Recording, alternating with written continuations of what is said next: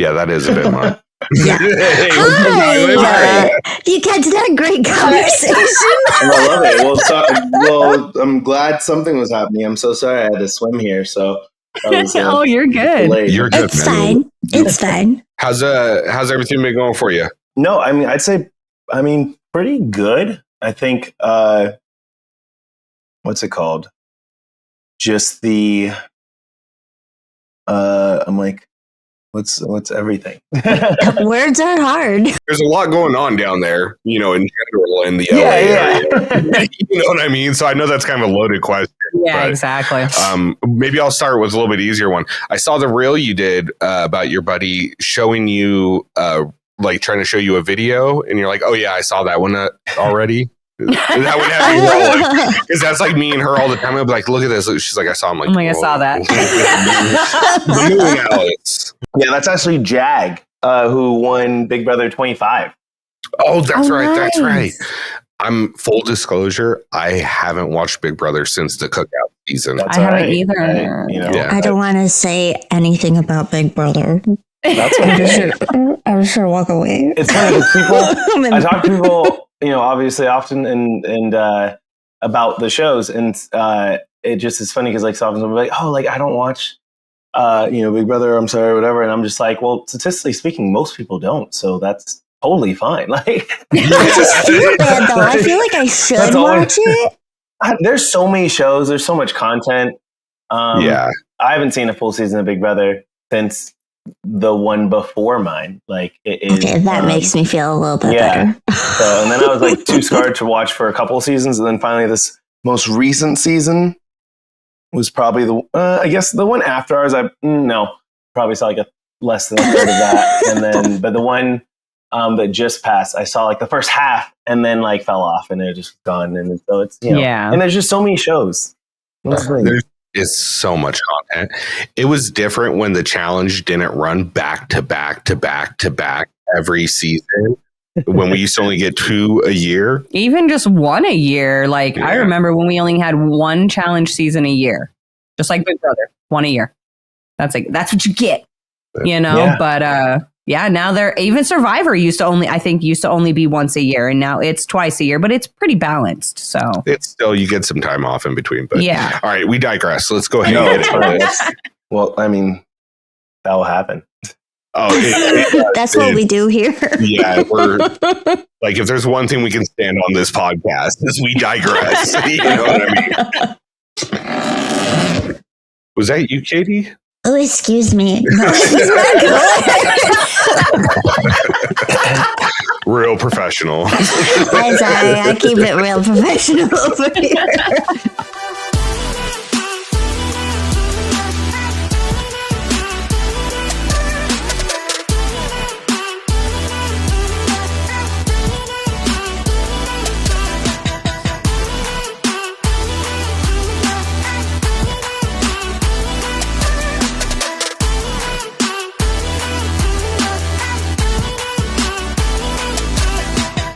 Hey, everyone. Welcome back to the Challenge Fandom Podcast. You got myself, Ricky Hayes, my beautiful wife, Corrina Hayes. We've got Katie Bad Blood Perhura, and we've got a very special guest for our Challengers Unplugged, none other than Kyland Young. Kyland, thank you so much for joining us once again.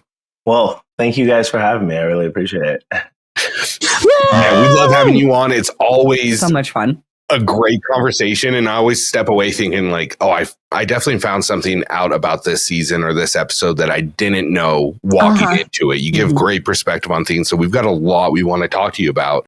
But before we dive into that, we know there's been a lot going on in LA and everything like that. I know a lot of people don't know the way LA is built out and will want to know. You're doing safe. Obviously, everything's going okay for you, right? Yes. Yeah. So I'm in downtown Los Angeles. Like LA is just so big. And I think that's been interesting too, like seeing online the just, lack of awareness of how big it is, which makes sense because like I know I was literally just with friends yesterday looking at a map on the East Coast. And I was like, I could name more countries like around the world, like with more accuracy than I can the Eastern Seaboard. We found out. And I was like, I'm pretty sure. So anyways, places, if you don't live there, you don't know. So yeah, so LA is just massive. I'm in downtown Los Angeles. So it's all concrete and steel and everything though too. So it's not like we have a lot of brush around us, like wherever any threat of fire. So we are safe and have been safe, but it has been pretty crazy. Just so many pockets around us. And you definitely do. It took a while to accept it, but like you definitely do start to feel some of that, like, turmoil around you. It's very, and so that was pretty heavy, but it's also been beautiful, as is often the case. You get to see a lot of people come together, and I've been fortunate to work with a few organizations, and so many people are just doing such great work, and obviously the firefighters and first responders and everybody. So it's been we're just continuing to send out thoughts and prayers for the people who have lost their homes and are dealing with that sort of tragedy and lost lives. And we're coming together. So I'm doing good. Thank you. Yeah, absolutely. I was going to say, I noticed you didn't keep the same hairstyle that Tiffany gave you when you were out in Come on, you didn't like it? What the heck? She basically has a job. Come on. Shout out Tiffany. Yeah, Tiffany is, you get what you get. And every once in a while, like, we gave us haircuts in the Big Brother house that, I think scarred DX and me for a long time. But then like she's that good, like, socially, where she's like, you're like, come on, like, so she's messed with my hair a couple of times. And sometimes it's been fun and sometimes it's been cool. And then sometimes not. So, this most recent one, we try things. You try it and you find out. How are you going to know what you don't like? Yeah, exactly. I mean, it's the truth. I'm stuck with the same hairstyle for the rest of my life. So I get it. Like, I'd be experimenting with it all the time. Actually reminds me, when we were out in Detroit, we had the opportunity to meet with Tiffany. She went out to breakfast with us one morning. Yeah. And she told us a story about her hairstyle, and then she posted it on IG. And I died laughing. God. It was hilarious. Poor girl. Oh. That was fun. And it cracks me up because Tiffany's definitely one of the people too that's like, she does it and you're like, I don't know how I feel about it. She's like, you like it. That's how you feel about it. You leave and she's like, that's fucking terrible.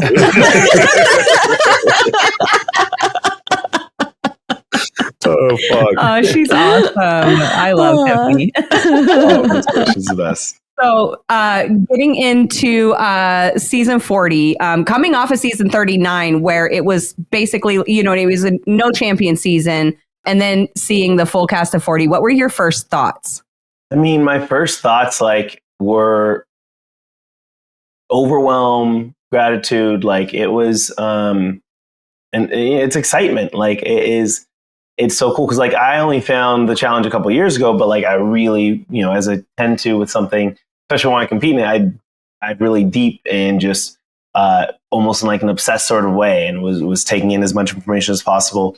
And so I have all of the seasons like just directly injected into my veins over this short amount of time, and I'm loving it. And so I'm there, and it's all of like the big players. And so on the one hand, I'm like I said, a little bit overwhelmed because I'm like, whoa, like, outside of getting to see a couple of them as the mercenaries in 39, I haven't met most of them, but I've watched them and I've seen their careers, and it was 40. So you really had like a collection of the best of the best. So what, like it, maybe a couple of people missing, but overall it was just such a stacked cast. And I remember, even before we got there, when you kind of like had an idea, but you didn't really know, I called Horacio and Nerys like the day before and was like maybe a day or two before we left, and was like, hey guys, like, I actually haven't played with these guys. You guys at least got to play with them in 38. Like,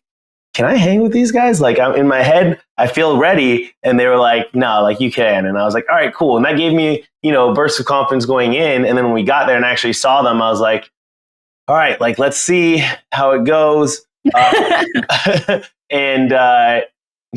it was just, and you see and it was everyone there, it's like so that was, but I was also just grateful because it's like, I was an alternate I remember I got moved to an alternate for USA 2, and I was pretty disappointed by that.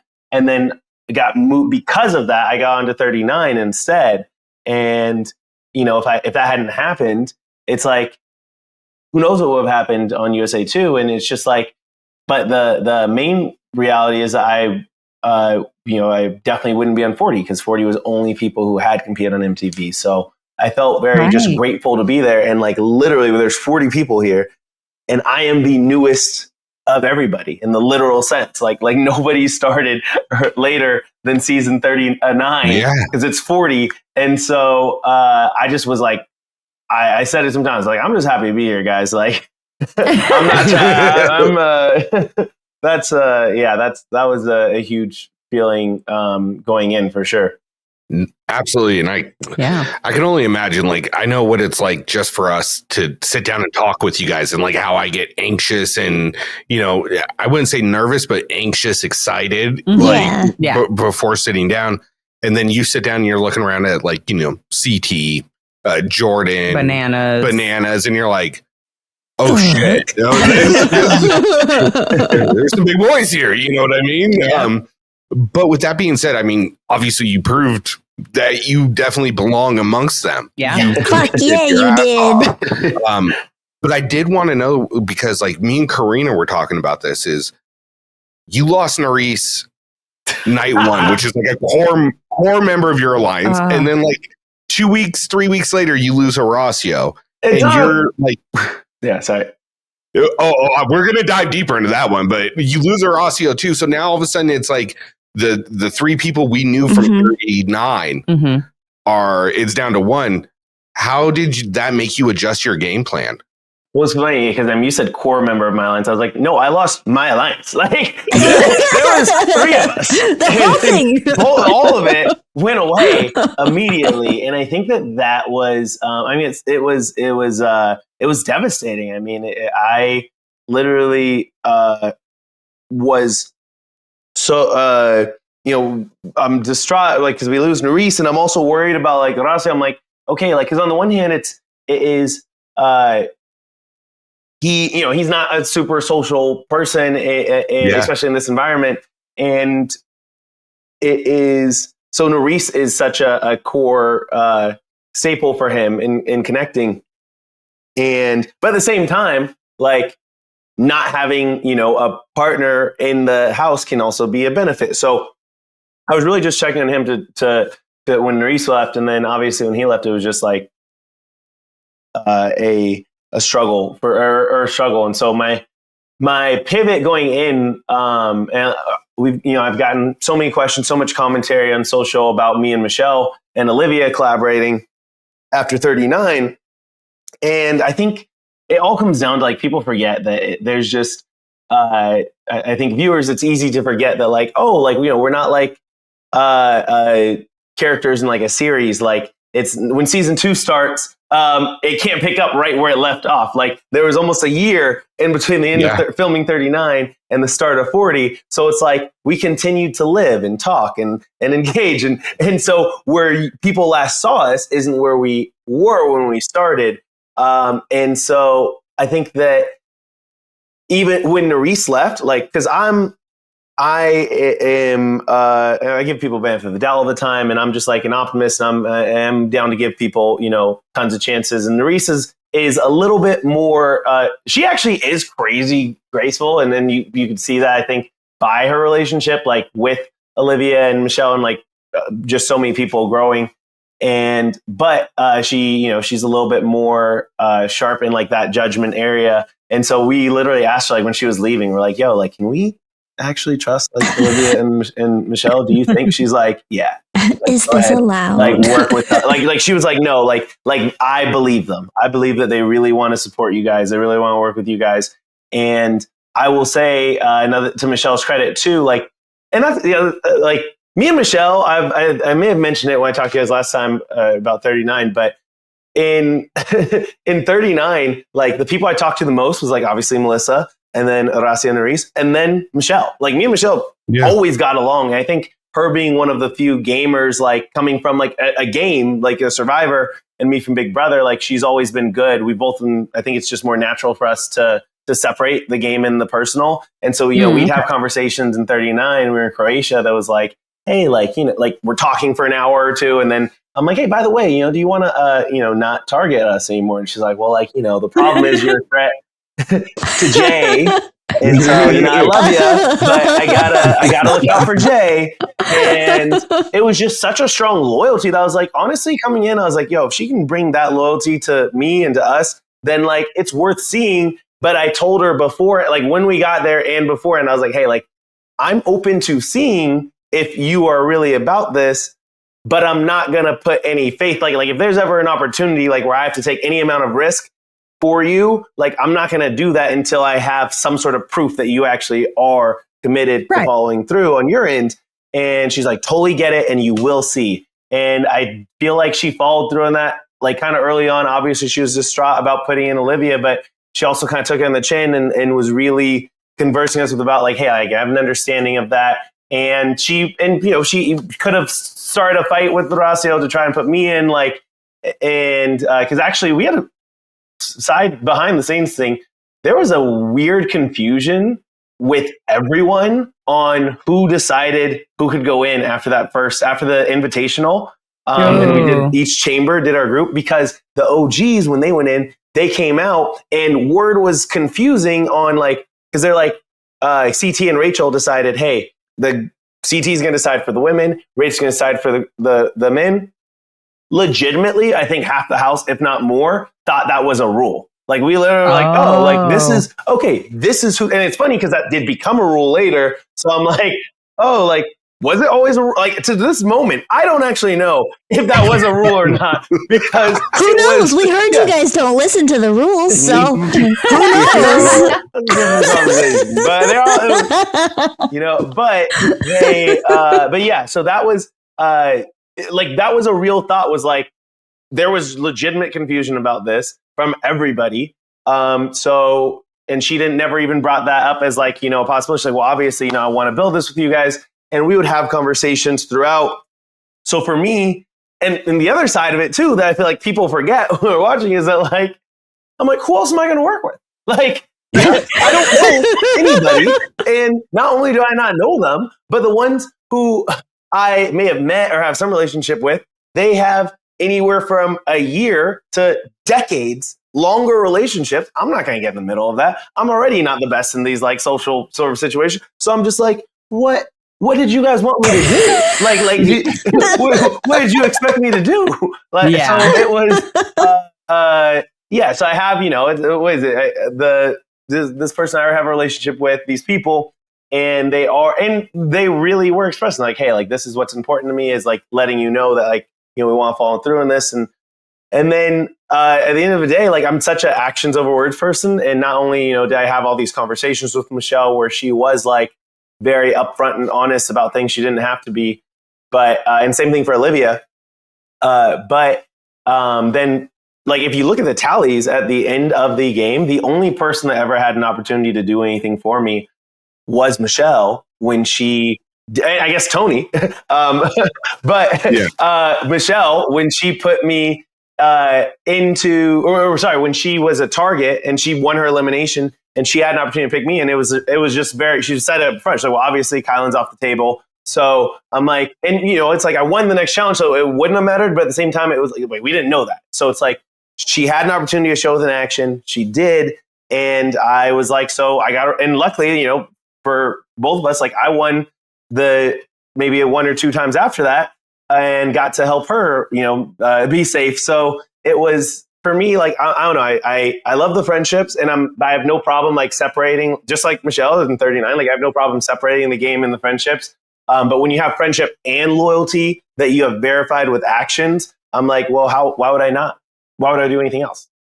Well, and that makes it even more interesting with your elimination with Devin for Michele. The fact that she has one of the guys that she's working with solely, like you and her, and then it's her boyfriend, the other guy that is like, so her 1 and 2 are going against each other essentially.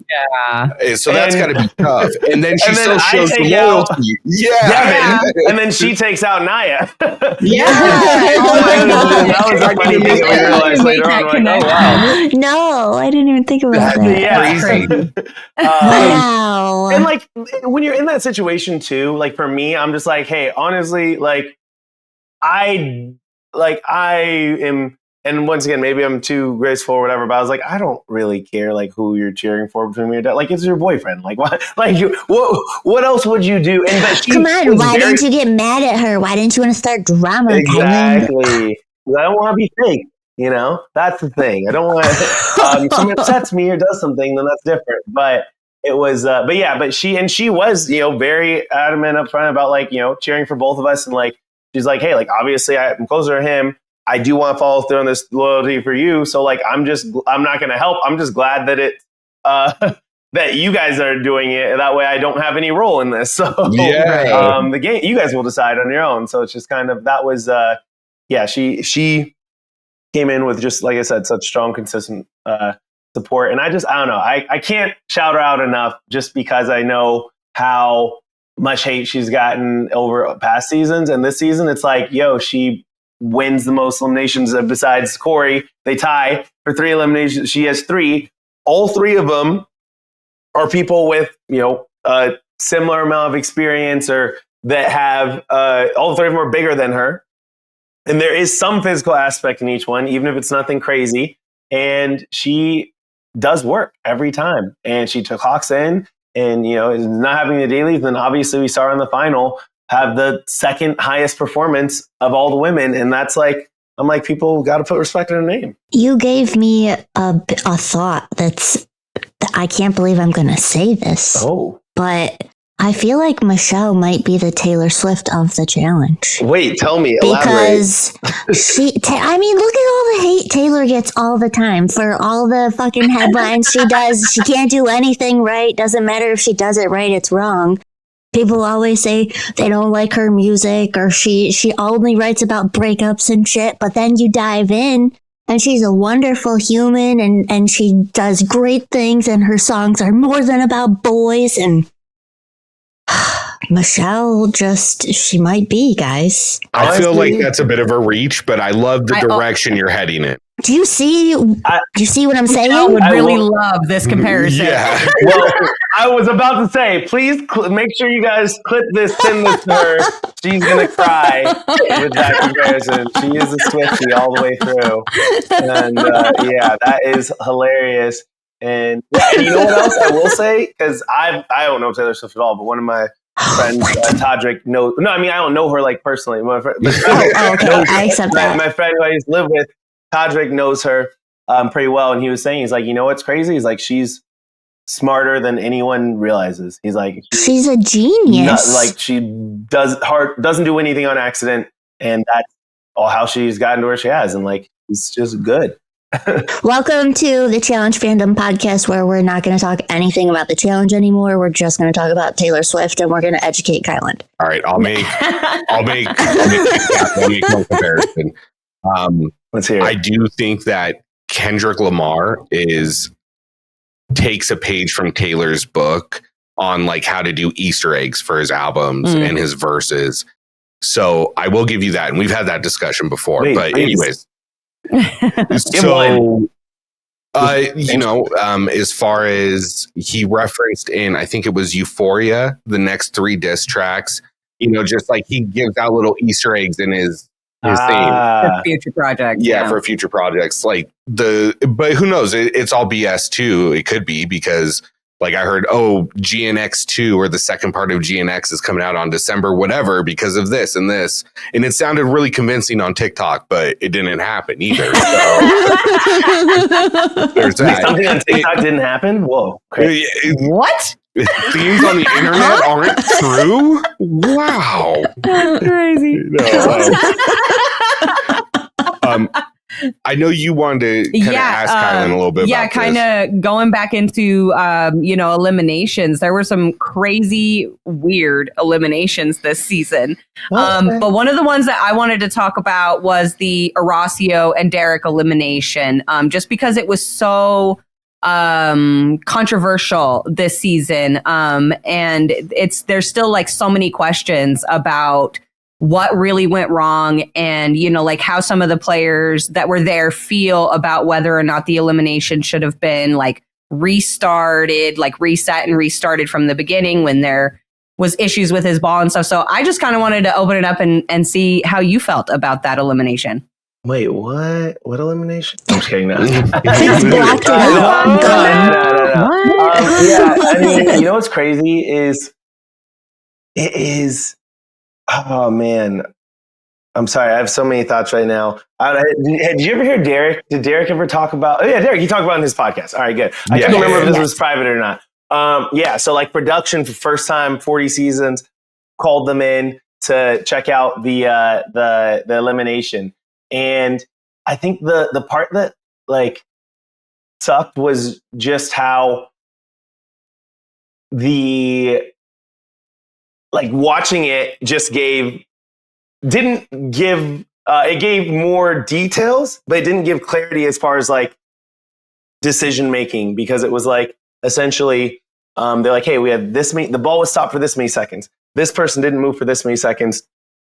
But then you also got to see that Horacio like stopped, like when he stopped picking up a ball, he had one more that he could have picked up that happened to be his last one on one side. So then for them, they're like, hey, he stopped for, 9 seconds or something like that, or this ball stopped for 9 seconds or however many seconds. And then he continued. So we're adding on, so at the end of the day, Derrick finished putting all of his pegs with like a 7-second like deficit ahead of Horacio. But then it's like, also, what if he didn't have to do one more lap because he just picked up that one because you guys didn't stop it? And then also it's like the fact that TJ raised his hand and blew the horn and the horn just didn't work. So, but Horacio saw that, and because he was looking around because his ball was stuck. And then I call him over. I was like, hey, just come back over. So then that's actually a tidbit I don't think I talked about anywhere, is that like I definitely cried like a bitch like after Horacio left, because like I felt responsible, because I was like, when TJ blew on, I was like, hey, come over, like it's fine, they're gonna reset, like. And so he like came over by the stage, and then they didn't reset, and then they were just like, go. And then he's like, oh, okay, let me go back. And so I was like, it's my fault, like it's my fault. Aww. And Damn. yeah, and so he so it's just I think it just is unfortunate, because it's like, in a phrase that I'll use a lot for, and I'll probably use it. We can apply this phrase to anything that is in question about the Challengers as a whole. I always tell people like, incompetence is like far more common than conspiracy. And I think that that's like true in most areas of life. And it's just like, it's okay. Like people can make mistakes, and we want to look for these deeper answers. And it's just like, I think, and I said this last time, like, it's not about like, sucking up to production or anything like that. I don't even know if they like me, because I've already expressed multiple opinions on this situation. But it's just like I'm not expressing, I have a certain way I feel about it, but me and Horacio, like, we're just saying, hey, here's what happened. What happened is the ball got stuck. What happened is he didn't pick up this ball. What happened is TJ tried to blow the horn. What happened is TJ said Horacio won. What happened? So it's just like, these are the things that happened. And then it turned out that, for these ever details, they made a different decision. And because of all of the details involved, it's like, hey, I think that this was a wrong call. But it is hard, because they're like, and I get that. And it's like, and then how is restarting work when you have Derrick and Horacio sprinting their butts off, and you want them to do it again? And it's like, okay, what if you do it again? And that gives now the different person the advantage. Yeah. So it's like, there's always going to be an argument for what's fair or what's not. And, so I think that is, it sucks, because literally I can't imagine any other elimination. Like the only eliminations that I didn't like all season was the tube one that Theo and Johnny did. That would have been my nightmare. Oh, yeah. Not even just because of the tube, but because of the card draw. It's like you have this random card draw. Yeah, that's a drastic advantage, and there's nothing. It just is random, and also like luck. Just not just with the cards, with the cards. The luck of the draw was crazy, because it literally, like, we were counting, and the amount of like middle cards that Theo got happened to be double the amount of middle cards. So like, even with so the fact that he lasted as long. Anyway, sorry, too many tangents. But the point is, that one, the tube one, and the ATV one, those are my nightmares. I'm like, don't want to have anything to do with those. Outside of those two, can't imagine any that Horacio was going to lose to anyone besides, me, in theory, is both of our beliefs about each other. And that's why we respect each other. I love that. That's why you guys are like such good friends, though. You guys motivate each other and push each other to be better. I love that. Well, and I think there were a lot of eliminations that they never did this season. They'd never tried them before. That too.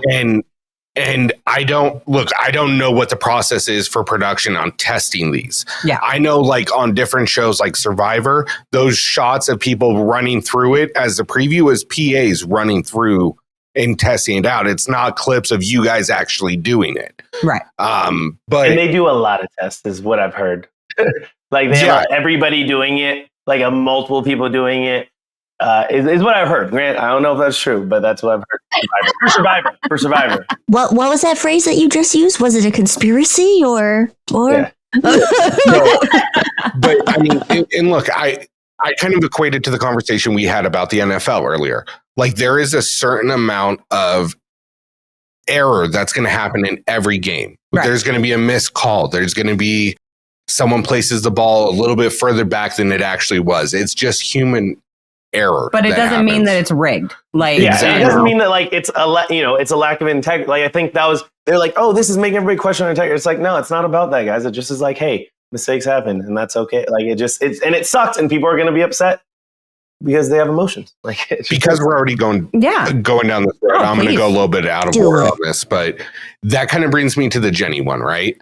Like in my heart of heart, I hope they saw that top and bottom board and said, you have to redo this. And they fucked up in the editing room and showed us the wrong cut is what I'm hoping happened. But I do know that there was some error there. Was there a situation where she did have to unload all the boards out? I will say I genuinely don't remember, but I can also say that if she did, it actually was not as hard as anybody thought. Like for the people that we had there, you know, for somebody especially as strong as Jenny, like me, like I had to redo mine and it took no time. So like, and she had a pretty strong lead. So like there was a scenario where she could have done that. Now finding the error for sure is like a whole nother conversation. Like, is it really hard or is it really easy? And you see it instantly.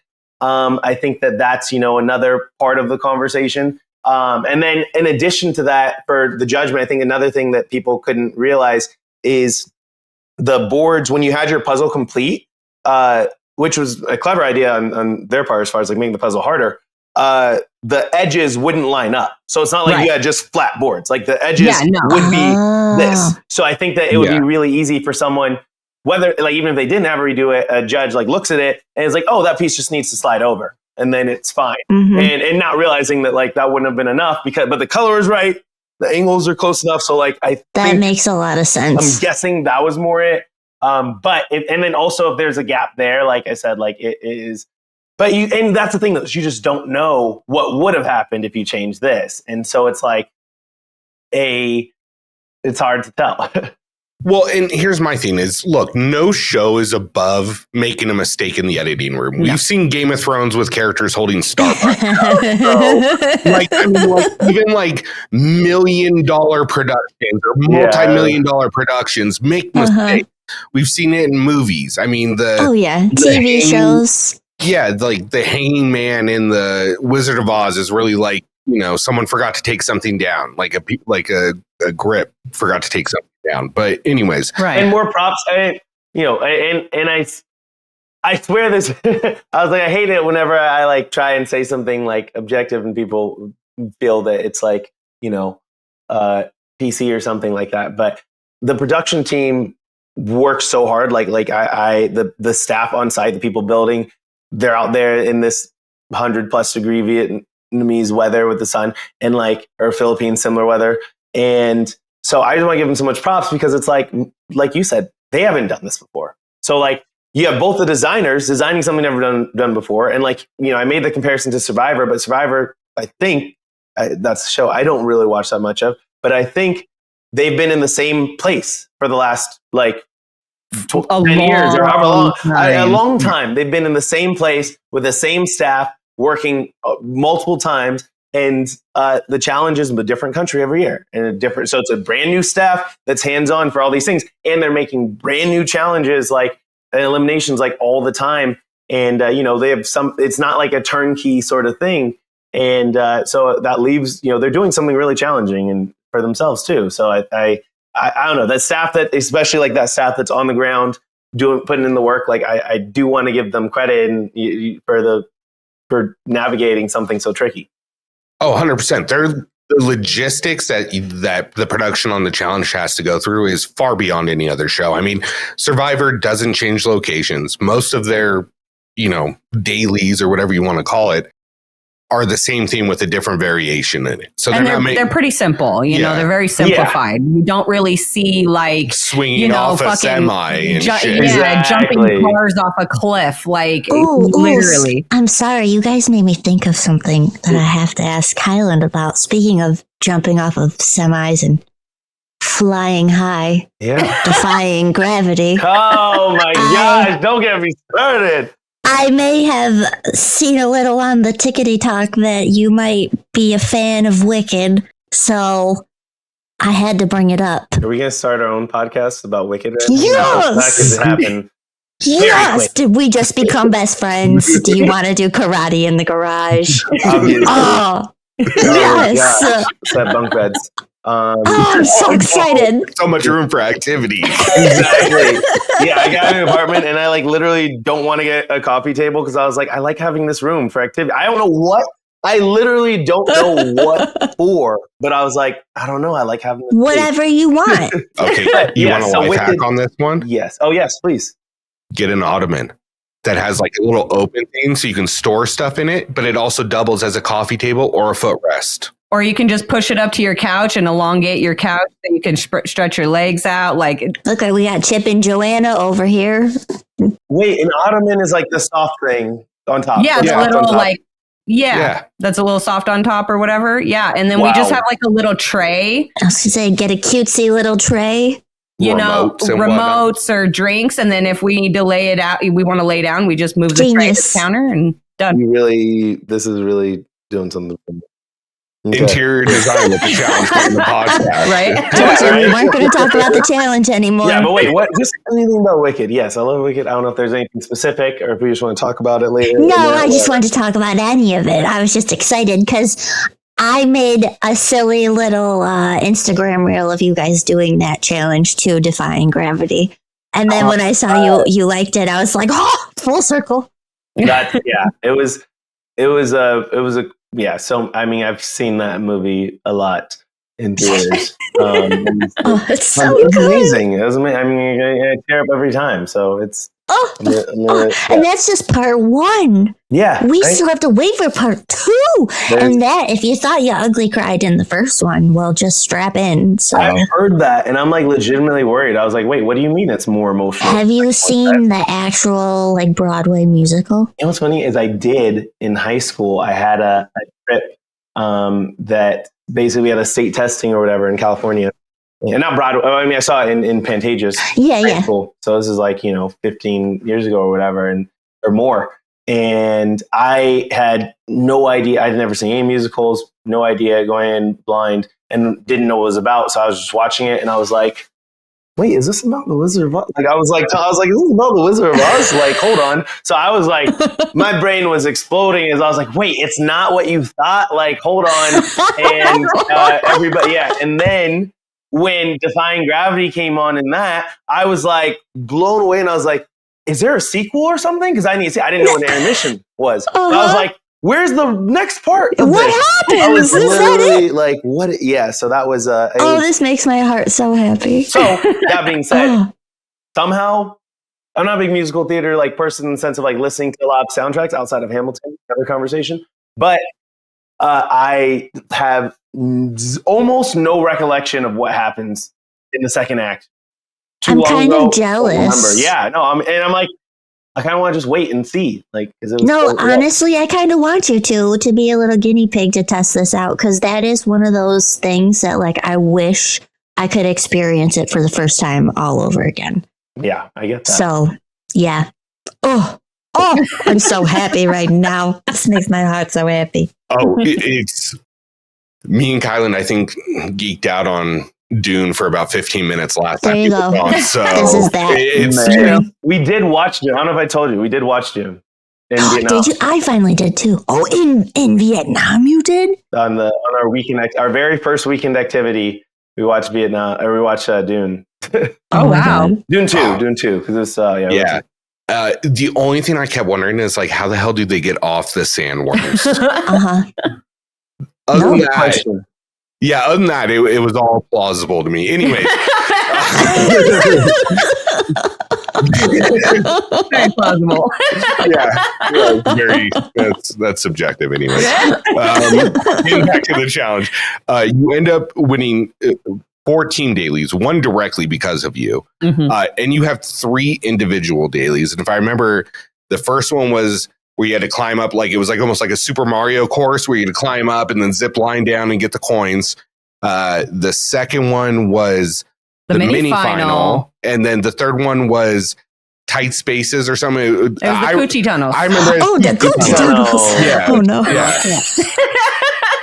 So out of those dailies, and even maybe ones that you didn't win, which was your favorite to do? Ooh. Well, you know what is crazy is I guess there's 3 different parts of that, because my favorite was actually probably the Defying Gravity one, because that was epic. Like that was so even the guys who have done so many seasons, Johnny and Jordan, all of them, they're like, this is probably the coolest stunt one that we've ever done. Like, and then they said that again for the car one, but they were like, no, like it's rare that we, and I don't know if they said it in the show, but this was the first time too that we had to use a road. They had to close off a road instead of a runway, because the runway wouldn't have been long enough, because the cars were going too fast for too far, and there's no runways long enough.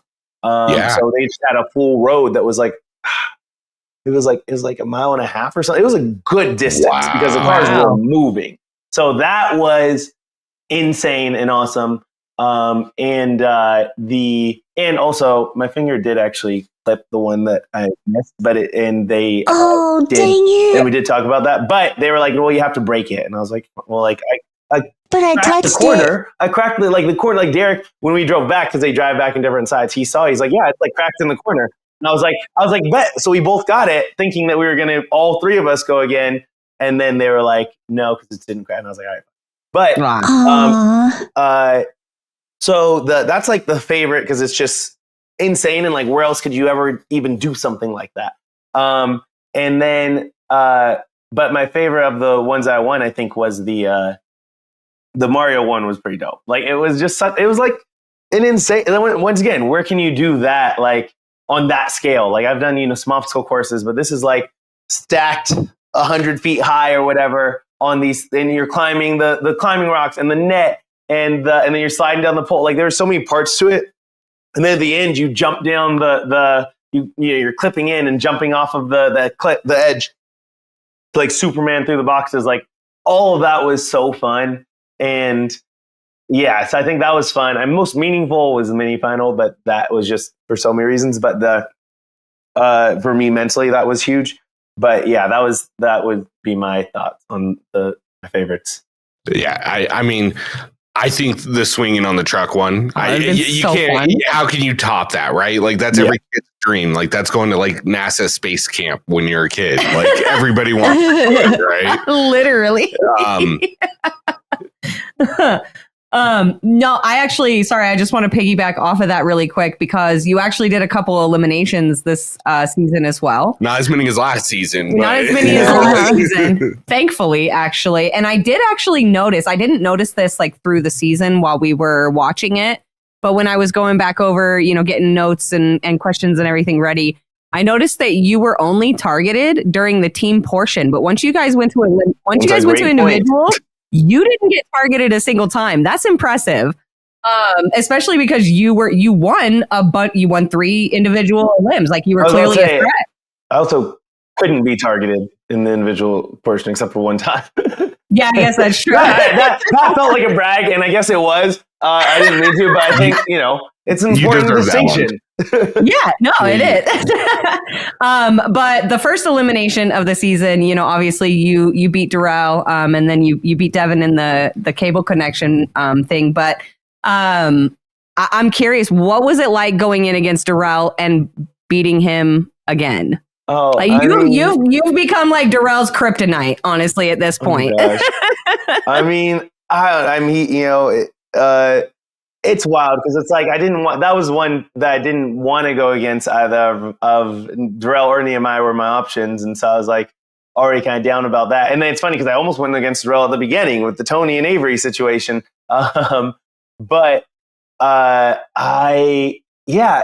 don't know. It was what's funny is at the end, somebody had commented when I finished, I like hit the button and like I don't like smile or celebrate or anything. And it's just because I was annoyed, not because I'm like that cool or anything. Like they're like, oh, he walked away like a G. And I was like, nah, I just was annoyed about the fact that I was behind because I almost just lost that one. I feel like I will I'll never forget. I can't imagine ever forgetting that moment when I like saw him go through the glass because in the shot, like my eyes got big and like I felt my heart sink. I was like, oh, I'm going home. Like, this is terrible.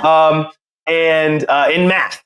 And so I was just like, wow. But the instructions were a little bit unclear. And unfortunately, I couldn't, because of our positioning on stage, we had to stay in front of our era. So era one on the other side of the stage could see how people were navigating through the doors. And the doors were kind of tricky. It was a weird setup. And I couldn't because of Era 4. I was just looking at the boxes, basically, side of the boxes. And so I'd asked them about it, and there was a little bit of a miscommunication in how to do it. So that's how I ended up behind in the beginning. But it was, so that, I don't know, it felt really cool. I know that Darrell is like hungry for us to do something physical. And I always told him, like, so am I. Like, I was like, I feel like one of the main things people say when they meet me is like, oh, you're bigger than I thought. I'm like, yeah, like, I'm not small. Like, I was like, the only people bigger than me there was like, CT and Theo, and Josh is like an inch taller than me, I guess. But I'm just like, yeah, like, I'm not small. Like, so I'm fine with physical also, guys. But yeah, so it was, I think, it was something because like you don't want to take out somebody that you have, so much love and respect for, but you want to stay in the game. So that was, it was interesting for sure.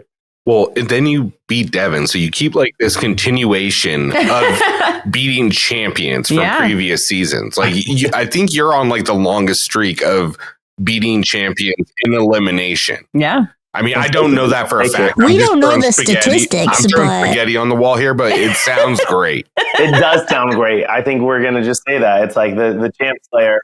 I'm going to double check this after, and if it's facts, Corrina's going to cut all this portion out. We're just going to run with that right there. There we go. Perfect. You heard it here first. No, I mean, it is. Yeah, and that has been a cool factor for sure, is that it's like, if we just go flagship, what is it? Like, yeah, because I was 4-1 from last season and then 2-0 in this season. So it's like, it's cool to like kind of, it is a fun stat to like look at. It's like, oh shoot, individual.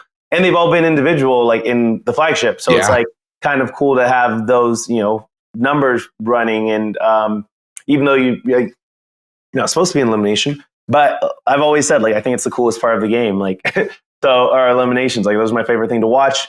And usually one of my favorite things to participate in. There's just nothing. It's like, it does feel like gladiator stuff. Like it's, you're doing battle, and it's really in like this really creative way too. So I don't know. And the thing with Devin was fun because, Darrell is so physical, and Devin is like more known for like the cerebral sort of stuff. And he had that similar, late, I guess, elimination with Johnny. So I think it's like, it's cool when you get to beat somebody in like an arena that they're known for. And, especially like to have like, the one with Darrell was so close. And then this one was so not. And so I felt really good. Well, full disclosure, we actually talked to Devin like 24 hours ago. Oh, no way. Uh-huh. Yeah. And we talked about this, and I asked him, I said, is anybody but Kyland beating you in this elimination? He's like, not a fucking chance. Yeah. He's like, and I think I could have got Kyland if the like untangling cords part wasn't part of the elimination. I was like, well, that was like the main part of the elimination. It took a long time. Like, we're drenched with sweat for a reason, but I'm outside of it. No, but I mean that also wouldn't have made the difference. It was it was going to happen regardless. So. Yeah. But he is very smart. I will give him like, he is very, like, when people said that, he's very smart, and was actually crazy smart. I think I definitely didn't know about as a viewer and was blown away by. Theo is like crazy smart. Like, chess. and numbers, just very smart. And I think that, like I said, I didn't know that and I was surprised. And so when I realized that, I was like, man, I'm so glad you're not in your like War of the World shape right now. Because if you were in Olympic training shape and this smart, that'd be a problem because you're too. So like that, so that was very interesting. In my opinion, like you take out like one of the stupidest parts of War of the Worlds 1 and Theo wins it. So just my personal opinion, but I think that he'd agree, and a lot of people would. Yeah. You mentioned him earlier, so I want to kind of bring him back up in two parts. One, like it was the very first episode where Theo calls out Pauly, and you and Josh, the look you guys had at each other. That was TV gold, and I want to thank you for that. For one. It was perfect. It was perfect for memes, but leading into a bigger thing, Josh, we saw was kind of like burdened by his successful friendships, how good he is at making friends throughout the house and connections, and that kind of burdened him this season, from at least the perspective we saw. How do you balance friendships in the game? Well, I mean, I was probably fortunate to have less of them than most people, especially Josh, compared to someone like Josh. But just by nature of being the newest, not knowing people. But I don't know. For me, it does come down just to like I have such a good separation of that, and I feel like that actually I haven't yet experienced how challenging I think that can be. Just by nature of the limited games I've played and situations I've been in, like I said, limited nature of my relationships. So I don't know. I think it could be. The problem is that it's not challenging for me to make the decisions. It may be challenging for other people to deal with them. And that's something that like I said, I haven't had too much of it, but it is gonna, we'll see if I ever am in that situation, how it goes. Because I know the decision I'll make. Like, we'll just be like, hey, this is the move. And I mean, and I've had that, but I've done that consistently. Like it was, Tiffany in Big Brother. I know you don't know about Big Brother. Well,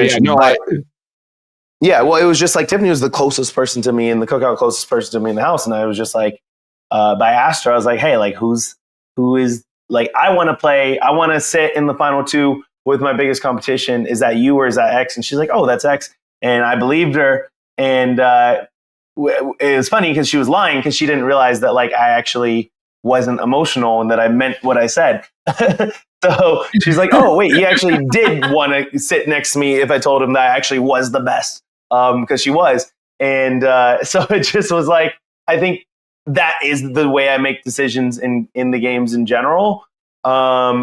So I think that we'll see when I'm actually confronted with that someday.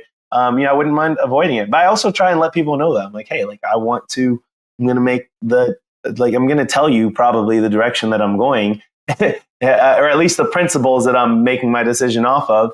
And so is, and that's not there's an element too of like, of loyalty, but it just has to do with what are the conversations. Like if I have a conversation, if I'm with someone and I'm like, hey, like, I tell people like I'm looking out to you up to a point, but like here, and people knew that. And I think that that's one thing people should be able to say about me in the game, especially in 40, is like everyone knew who I was rocking. They're like, okay, like cool, you're rocking with Michele and Olivia now, and so it's just like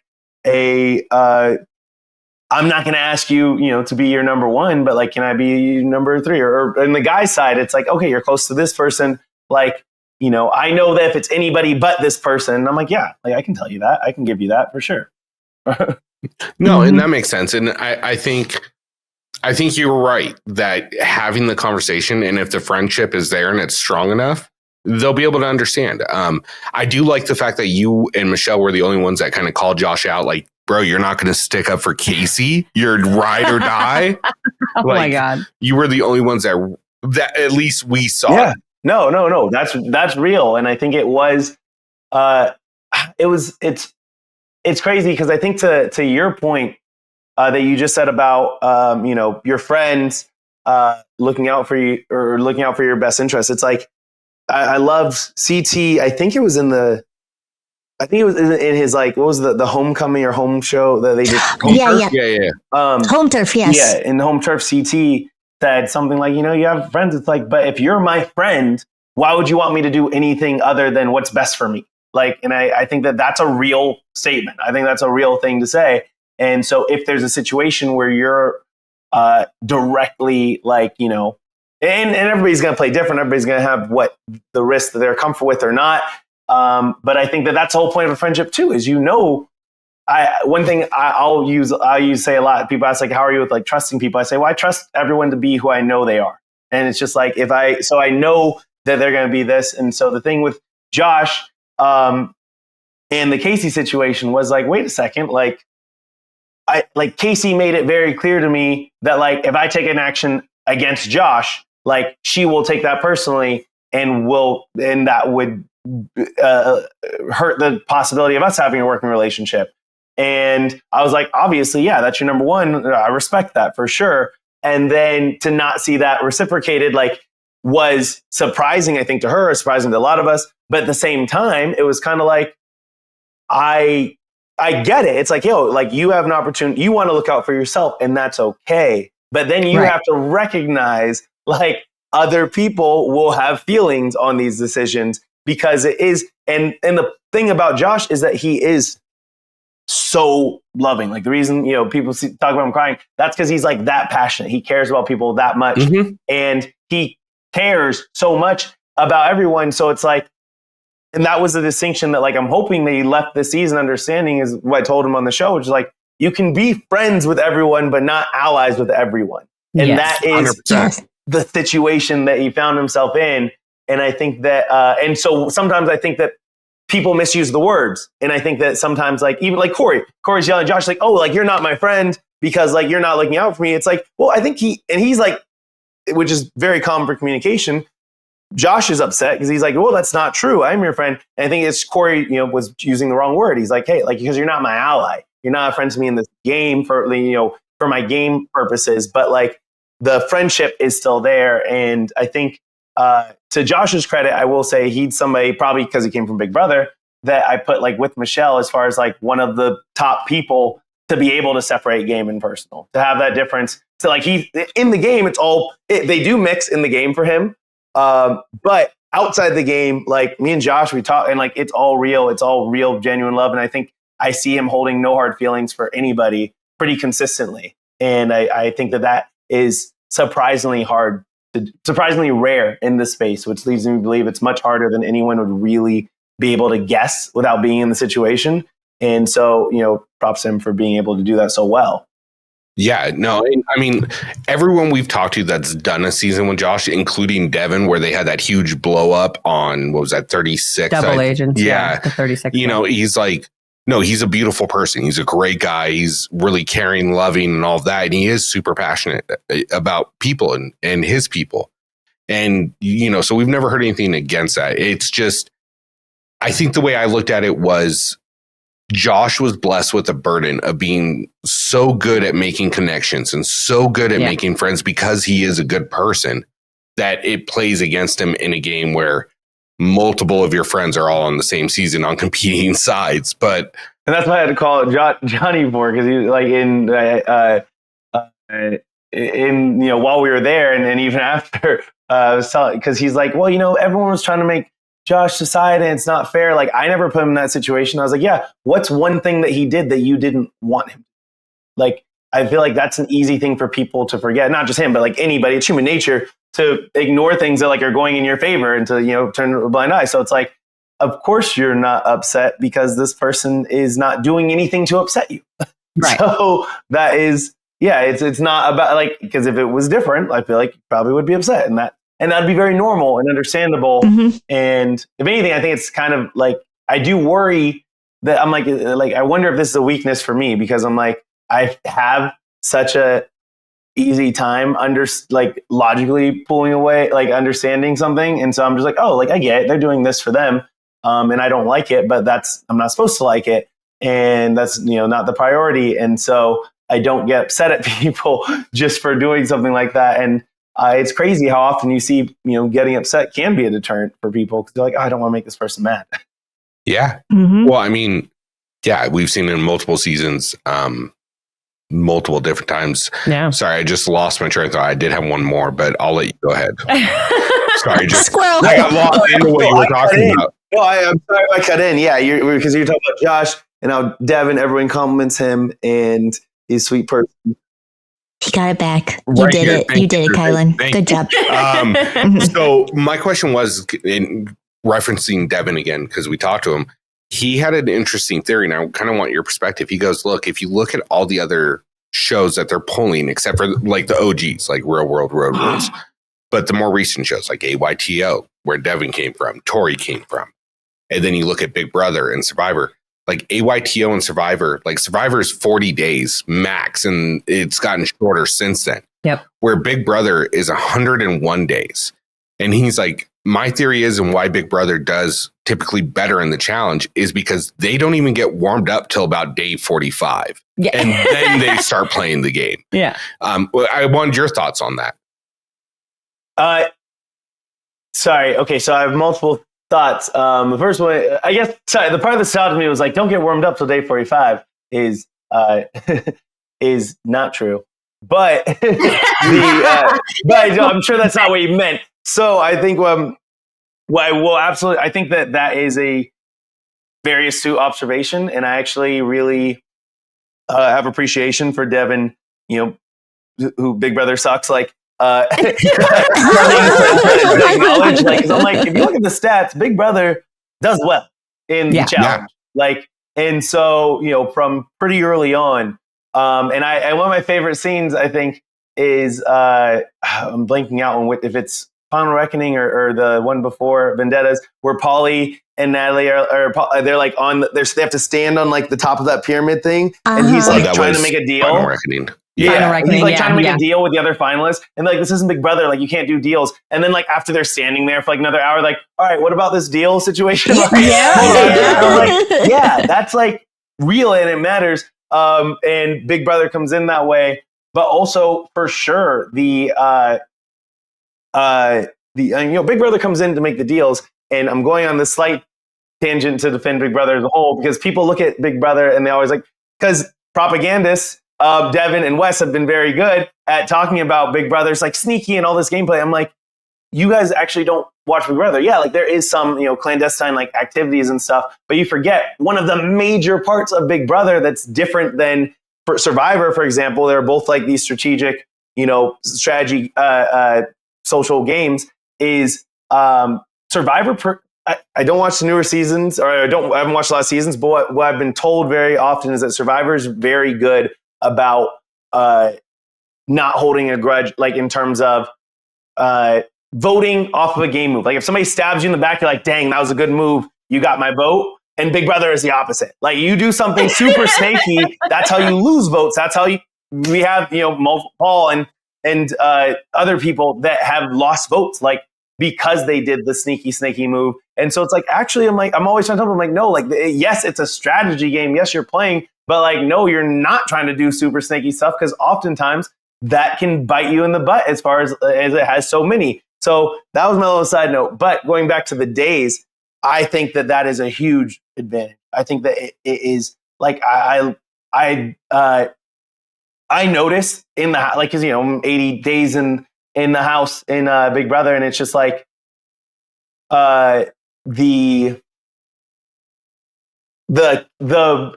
the challenge, a couple weeks in, week like 4, if not day 4, people are getting restless.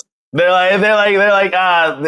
starting to get this cabin fever. And I'm just like, what? Like, what do you mean? Like, you guys, we get to go outside whenever we want.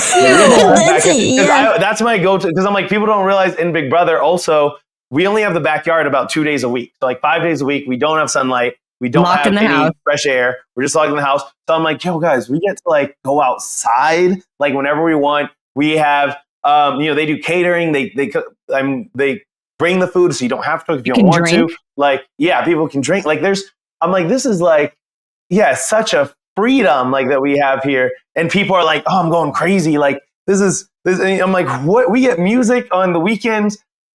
We get an outing, to a beach or to a movie like once a week or every two.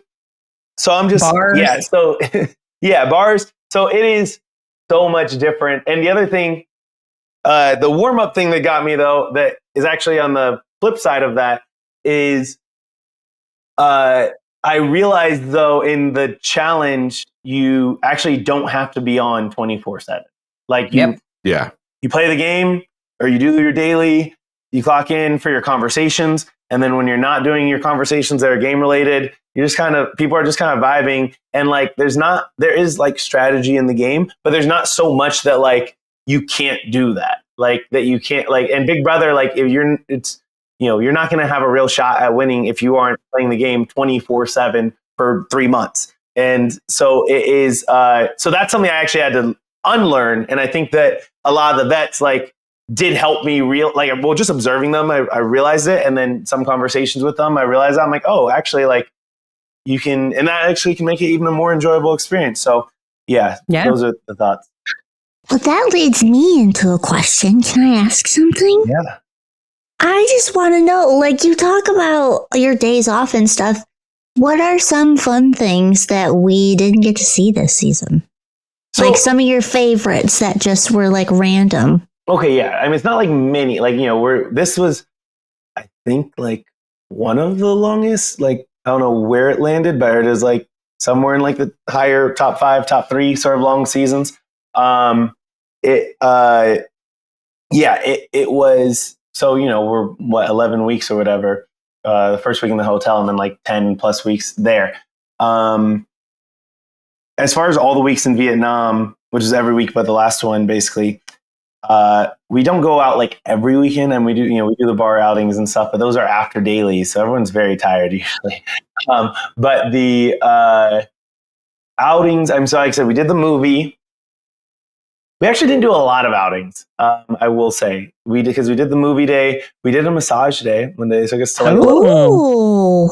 That was nice to get massages. It was like halfway or maybe before halfway. I think that was the last Saturday before we went individual. We went out to a restaurant one time, like towards the end.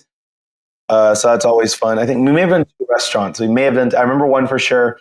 We may have done 2. So we didn't do a lot of outings. Yeah. Maybe like 3 or 4 of those weeks.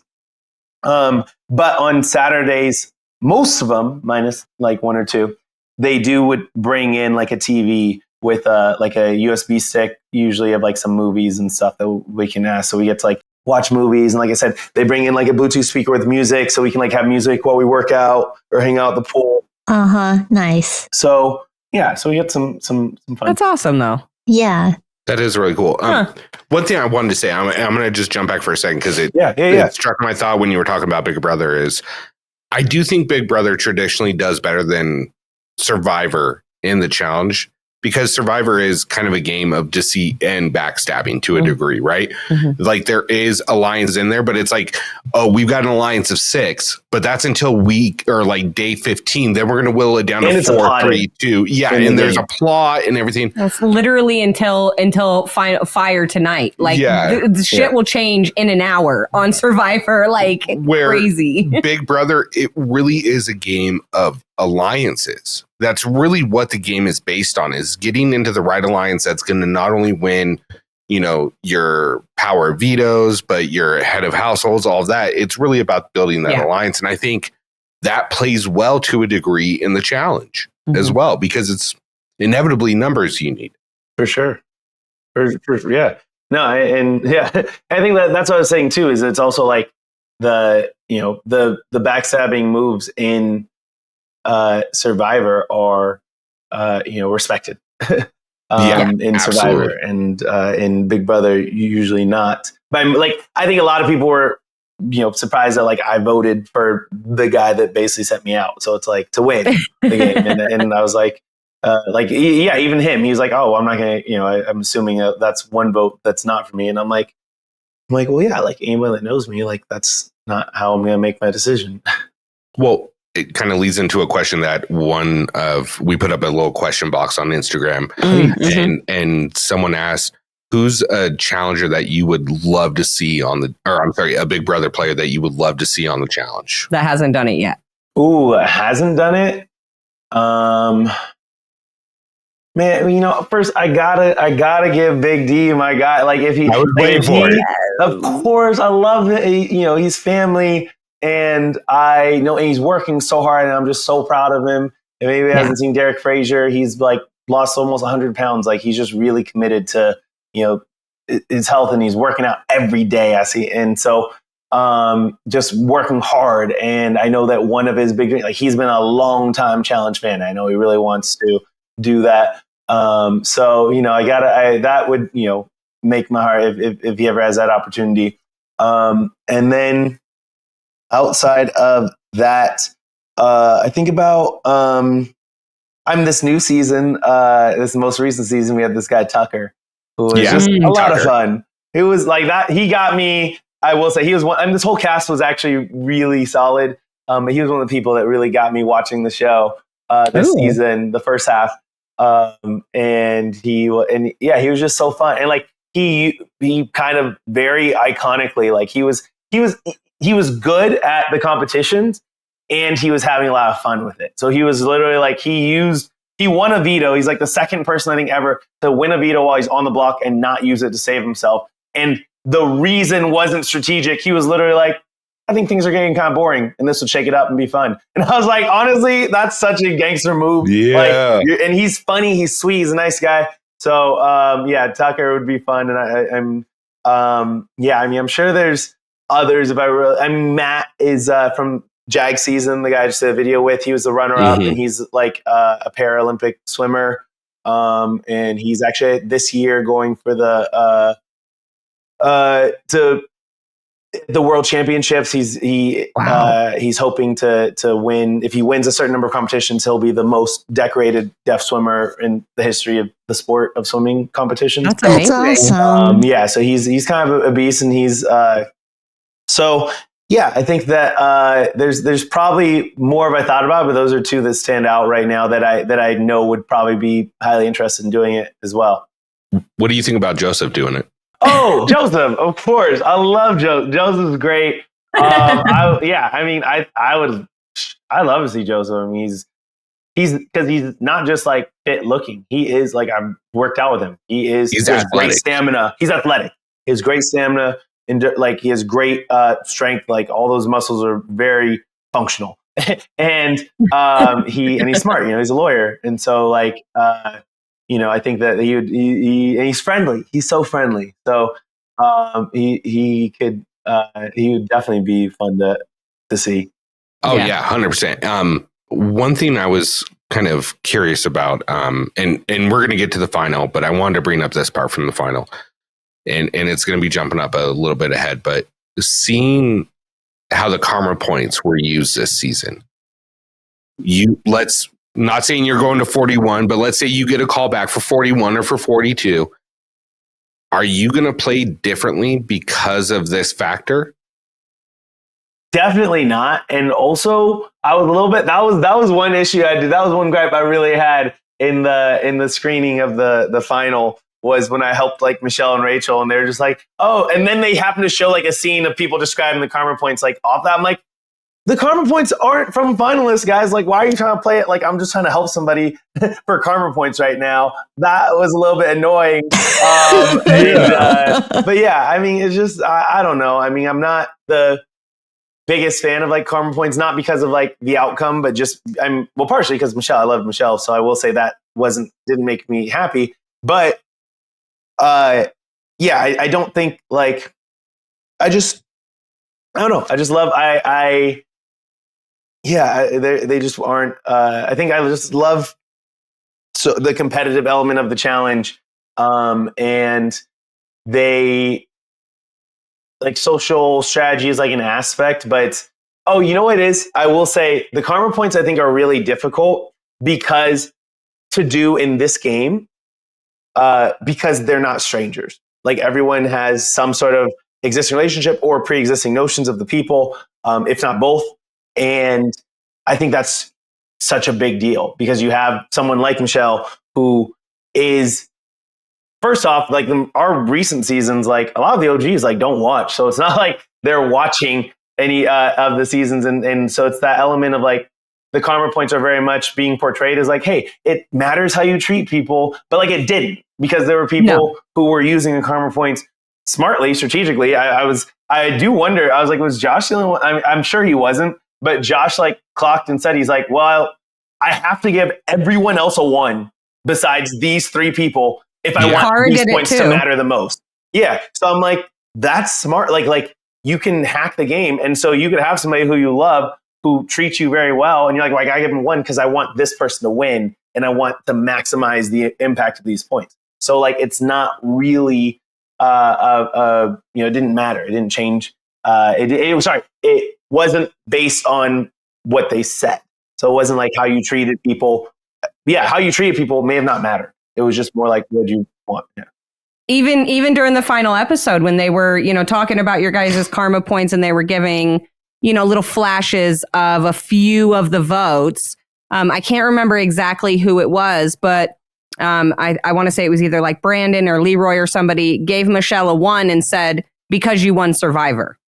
It literally not based off anything she's done to that person or in the challenge or anything, just you've won Survivor before, so fuck you, here's a 1. Like, I was like, this is just horrible strategy, and then you look at like Josh, for example. Granted, he was there for quite a bit of the season, but if anybody who went home earlier in the season was voting strategically and giving their friend a 5 and everybody else a 1, and then that person they gave a 5 didn't even make it to the final, so they screwed all these other people for no reason. And none of that's being factored in when they designed the karma points. It was just messy. I mean, my biggest issue with it was, and we said on our recap, was it changed the core structure of what the challenge is in a final. Right. The final in the challenge and getting eliminated in the challenge is based off your performance. It's never really based off of a vote. You can get voted into elimination, but that other person has to beat you. Mm-hmm. And once you make the final, yeah, there was some popularity or some social game that got you there, but now it's only on how you perform. And once you take that away, it takes away what makes the challenge special. And this is no offense to any other show, but then it's more so like Big Brother and more so like Survivor. Mm-hmm. And that's never what the challenge has been about. Yeah, exactly. And that's my soapbox moment for tonight. So I think that's very well said. One more little thing out, just because I'm curious, Kyland, what you would have thought about this. Somebody actually pointed this out, and I actually thought it would have been a decent use if they really wanted to use the karma points, as they said that if they wanted to use the karma points, they could have used them to award like a separate amount of money away from the prize, almost kind of like, America's Favorite House Guest kind of thing, how that person gets voted and they get an extra 25. And I was like, that would have been, interesting. Like if that's how they really wanted to, if they really wanted to use the karma points, or, I mean, there was just so many different things they could have done. And once again, like just to be fair, not to be, not to please any specific people, but I think that there is an element of like, if you're good at if you're good at running, you're good at what a typical skill in the final or whatever, or you just know, like, hey, like Derrick Chavez, who, maybe he's not super physical strong, but like most finals aren't about like just being physically, like you don't have to move a lot of weights usually or something like that. Yeah. So he's just like, hey, I just got to get there. And then my other attributes will help me win, or my other, or something else will help me in the end, or my partner will help me, or whatever it happens to be in that format of that specific season. And maybe that was like an element for Air One, especially. It's like, hey, like I have the most tenure here. I have this opportunity, like this, like I know that if I get there, this is going to help me. So like I fight a little bit harder to get there because I'm like, I just got to get there. And yeah, I think that was always, like I said, I have no right, like I really like Rachel, and I was like, no, this is like she didn't do anything wrong. Like she's just playing within the rules of the game. Absolutely. And I know you guys, just because people have talked about it, it's like, well, that's just what happens sometimes. Like the way the rules are set up is it has a certain result, or maybe it's like, like I said, maybe you're just partnered and you have the partner situation where they can hold you back or something. And so it does just feel, I don't know. I definitely see that aspect, like all the sides of it. But I personally fall into that same camp of like, the whole point is that, once you get there, it's just supposed to be about like performance there. Right. Well, once you get there. And not to be too cliche and let my inner 90s child out, it's the actual saying of you don't hate the player, you hate the game. Yes. Yeah, exactly. That's really what it is. Like I've got not mad at Rachel at all. Yeah. Rachel did nothing wrong. Rachel did everything she was supposed to do. This was just the game, and I'm not a fan of the way the game was set up. I'm a fan of. I thought it was very Rivals 2, how they decide that the women were really in control of the men's destiny and vice versa. I thought that was cool. Just not a fan of the karma points. And we all have these seasons, you know what I mean? Kind of getting into the final now. Look, we get the preview of you all season, and literally it's coming down to, I think in everybody's opinion going into the final, it's down to you and Jordan on the men's side. Yeah. I feel like Derrick was playing a role. He was like the dark horse, but I kind of felt like he was coming for third, And then we get to the swimming. And did your heart kind of drop when you saw that first checkpoint, when you started realizing the distances that you guys were having to go? Oh, yeah. I mean, well, and just what's it called? One thing I will say about Derrick is like, definitely a dark horse in if you look at his like historic like performance and everything, but like it was very evident really quickly like that he has the skill sets for a final. And so it was definitely like if I think what you said, I would agree with it. I would agree with like, it was probably, everyone competing for third.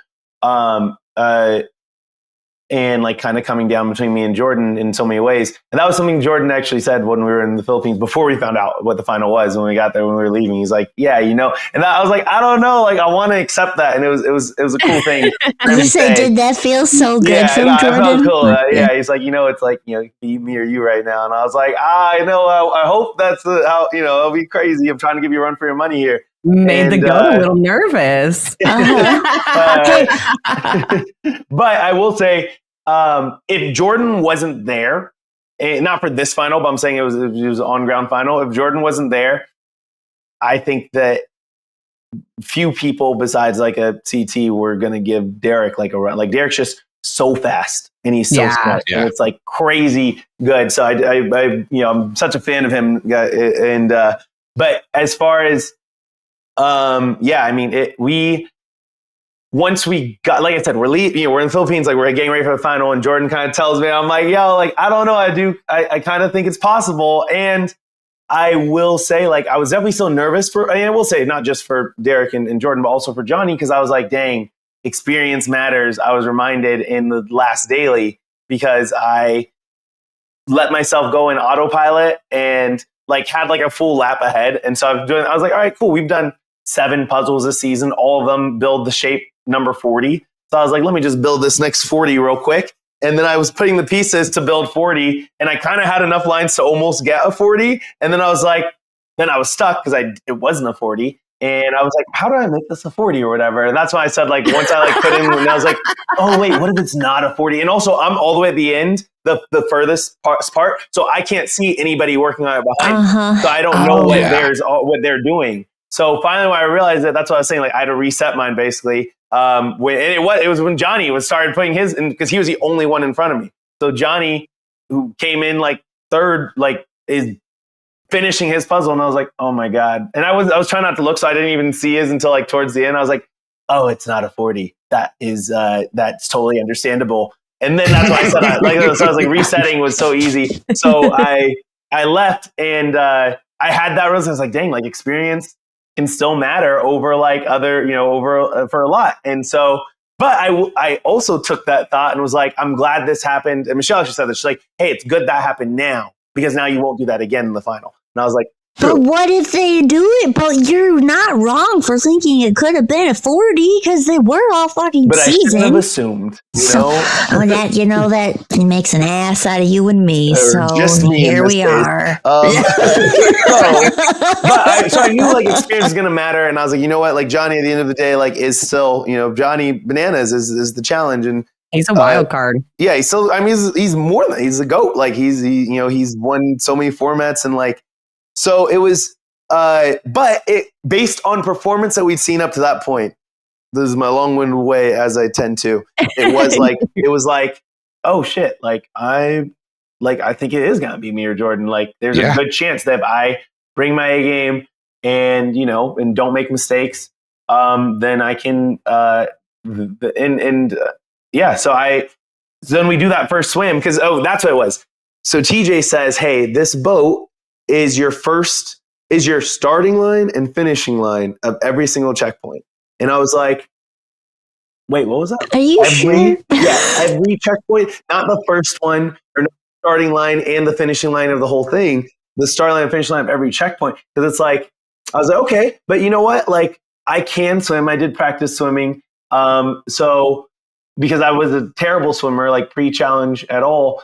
And I will say, no one seems to remember when we did the car challenge. I was like, I do feel like there was a little bit of creative storytelling that was some discretion was used in the edit because no one was thinking that it was between like me and Derrick at that final. Like no one remembers them saying that while we were there. What they do remember saying is that like, oh, Kyland finished the puzzle the fastest and it swam at just as fast as Johnny. So I was like, pretty sure I'm second. Like that's what they had led me to believe. And nobody mentioned that I was last, but I did feel like, I'm like, okay, I think they just wanted it to be known before we got to the final that like swimming is something that I struggle with.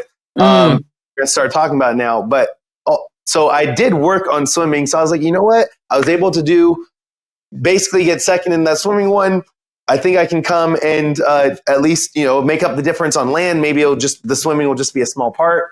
And then that distance, when we looked out from the boat, we're like Johnny Bananas was like, he's like, oh, well, obviously, like this is just for them to get a really cool shot. Like we're not going to jump from here. Like this is too far. Like you can barely see the land. Like that's not. Yeah. And then they're like, all right, go. And we're like, wait, oh, for real? What? Yeah. So I hopped in. I was like, you know what? I'm going to give it my all. I'll figure it out. I am giving it my all. And people are just getting further and further away from me. And I'm like, this is a skill set. Distance swimming is a skill set that I do not have. And the first swim, I was like, maybe I can learn it. And nothing was getting very better. So I'm like trying to learn in the water. How do I make these adjustments to make myself move further or faster? And nothing was working. And I was like, oh no. And then we get to land and I catch up to Johnny and Jordan on the run. And I was like, you know what? Like, okay, it's fine because I'm doing this puzzle and then go. And then I finished the puzzle. And I was like, unless Johnny takes another hour on this puzzle, like he's going to pass me in the water. Like, what am I going to do? And I was like, you know what? It's okay. This first one's long. They can't be like this all the time. And then we get to the next one and they're like, swim out to that boat. And we're like, what boat? Like, they're like out there. And we're like, where? Like, what are you talking about? It can't be that boat. That boat's far away. Like, it can't be that one. They're like, yeah. And we're like, all right, fine. So it was that second one where it was really like, oh, okay, like this is actually what's happening. And he did say every checkpoint's going to be like this. And I feel like where I felt the first like real demoralizing feeling was when I get to the ghost ship. That's the second checkpoint. And I get on, I climb, I see everybody, like half people are gone. A couple people are still finishing their puzzle. And I've been watching them as I swim, like go up and down, up and down, up and down so many times. And then I'd go on and I think it was, I forget, it was like 36 or 32 or whatever it was. I think it was 4 rows, 8x4 or something like that. So the first one I fill in like 20 plus or 22 of them or something like that. And then the second, so I finished the last 8. I tried to do all of them at once. I was off by like 8, and I was like, I knew I didn't remember that bottom row. And then so I was like, okay, I just did this in 2 trips, and I watched everyone else take 12 trips, but it doesn't matter. It doesn't matter how good I do at this checkpoint or the last one, because this distance, like I'm just starting it. It's so far. And I think that, that's when it was really like starting to hit me. I was like, oh, like, okay, like I'm here and there's nothing I can do about it. And I was devastated. And it was, and so like, you know, I'm smiling. So they talk about me smiling. I was smiling for survival. Like I had to smile to convince myself like, hey, let's be grateful. Like I will say like one thing that did help me get through it was, I had 2 like main focal points of gratitude. Like number 1 was the fact that there wasn't a purge in the final, because I get to finish, and I was like, all right, you know, I'm glad that they're seemingly, especially on the first day when they weren't cutting anybody, and I was like, okay, like I get to finish, and that's like, you know, very important to me. So I'm thankful for that. You know, even though at times I was like hopeful I would drown. But I was like, no, I'm not going to quit. So like, I'm either going to fish or I'm going to drown. And sometimes I was like, yeah, let's hope we drown. But the other thing I was really grateful for was that it was all that it wasn't partnered. Because I was like, if I had any leg of this, that I was. I'm sorry, you got me good. No, but really, like it's funny because that's how I felt. I was like, man, like when the cramp took me out in the one, I was like, why isn't this water deep enough to drown me right now? Like, gosh. Put me out of my misery. Yeah, literally. I was like, is this cramp going to kill me? I hope it does. Maybe. So, yeah, because they came like, you need medical assistance. I was like, does that mean I'm out? They're like, yeah. And I was like, no. It's fine. No. I can do it. You know what, Kyland? I would have peed on the sign if I could have too. Facts. If I could have done it, I would do it. Well, I finished 1,000 steps, and they're like, swim more. I was like, fuck you guys. What? We already swam, and I have to swim to the boat after this is over. What do you mean swim more? Yeah, so I appreciate that. Yeah, so, but like I said, I was just so glad. I was like, man, if I was partnered with someone and holding them back like that, I don't know how I could have recovered from that. I think I would be in a state of depression to this very moment if that had happened. Which sucks because like you wouldn't even know, you know, it's like I could have been partnered with Corey, and I would have been like, it's my fault. Like she got 4th because of me, even not knowing that, like, you know, that's just a skill set that she doesn't have. Like she doesn't have long distance swimming. And so it just. So I was very grateful for those things. So I finished and got the smile, and I was like, the swimming wasn't even embarrassing. I was like, the only thing that was really embarrassing for me was when I lost the counting.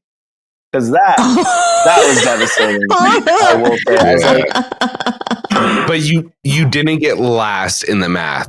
You didn't. That is the most important one for me. I mean, because Kyland the calculator isn't going away anytime soon. No, I mean, look, my mom was a swim coach. I learned to swim when I was 2 years old. I've been swimming my whole life. Like I was a water baby. We'd go out to like a lake and I'd spend 6 hours in the water swimming. And that was just my thing. Same. And, you know, they used to make jokes like, oh, he's a Capricorn, so he loves. I'm like, okay, yeah, sure, whatever. Stupid. Yes. The position of the sun influences my like on water. Okay. Yeah, it was actually. Sorry, it took me a second to get there. Yes. I was like, I feel like a Capricorn I know had a birthday, but it was the 7th, so it was a couple weeks back. But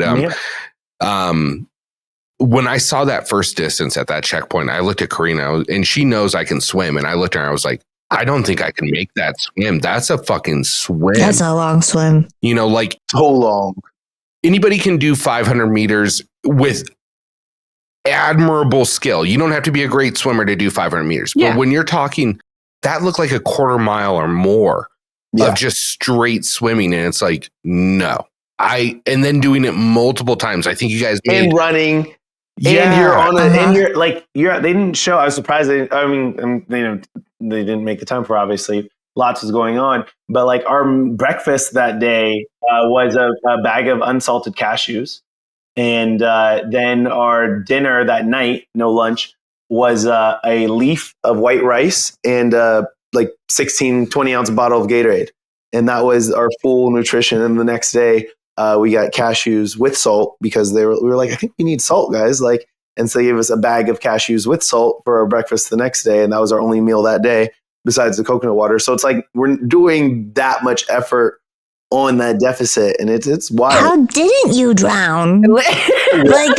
I mean, I think there is like I might be mistalking, and I wouldn't know because obviously by looking at me, fitness isn't my top thing. But I'm pretty sure like swimming a quarter mile has got to be like the equivalent of running 4 or 5 miles just by the amount of effort. And that's like one of the big arguments we had about the Corrina elimination is whoever won that was going to be on such a disadvantage going into a final where you have to swim the whole time. It literally would have screwed anyone. Yeah. And the worse that you're at something like, which is my own fault, but like the worse that you are at the skill, the more effort you're putting in.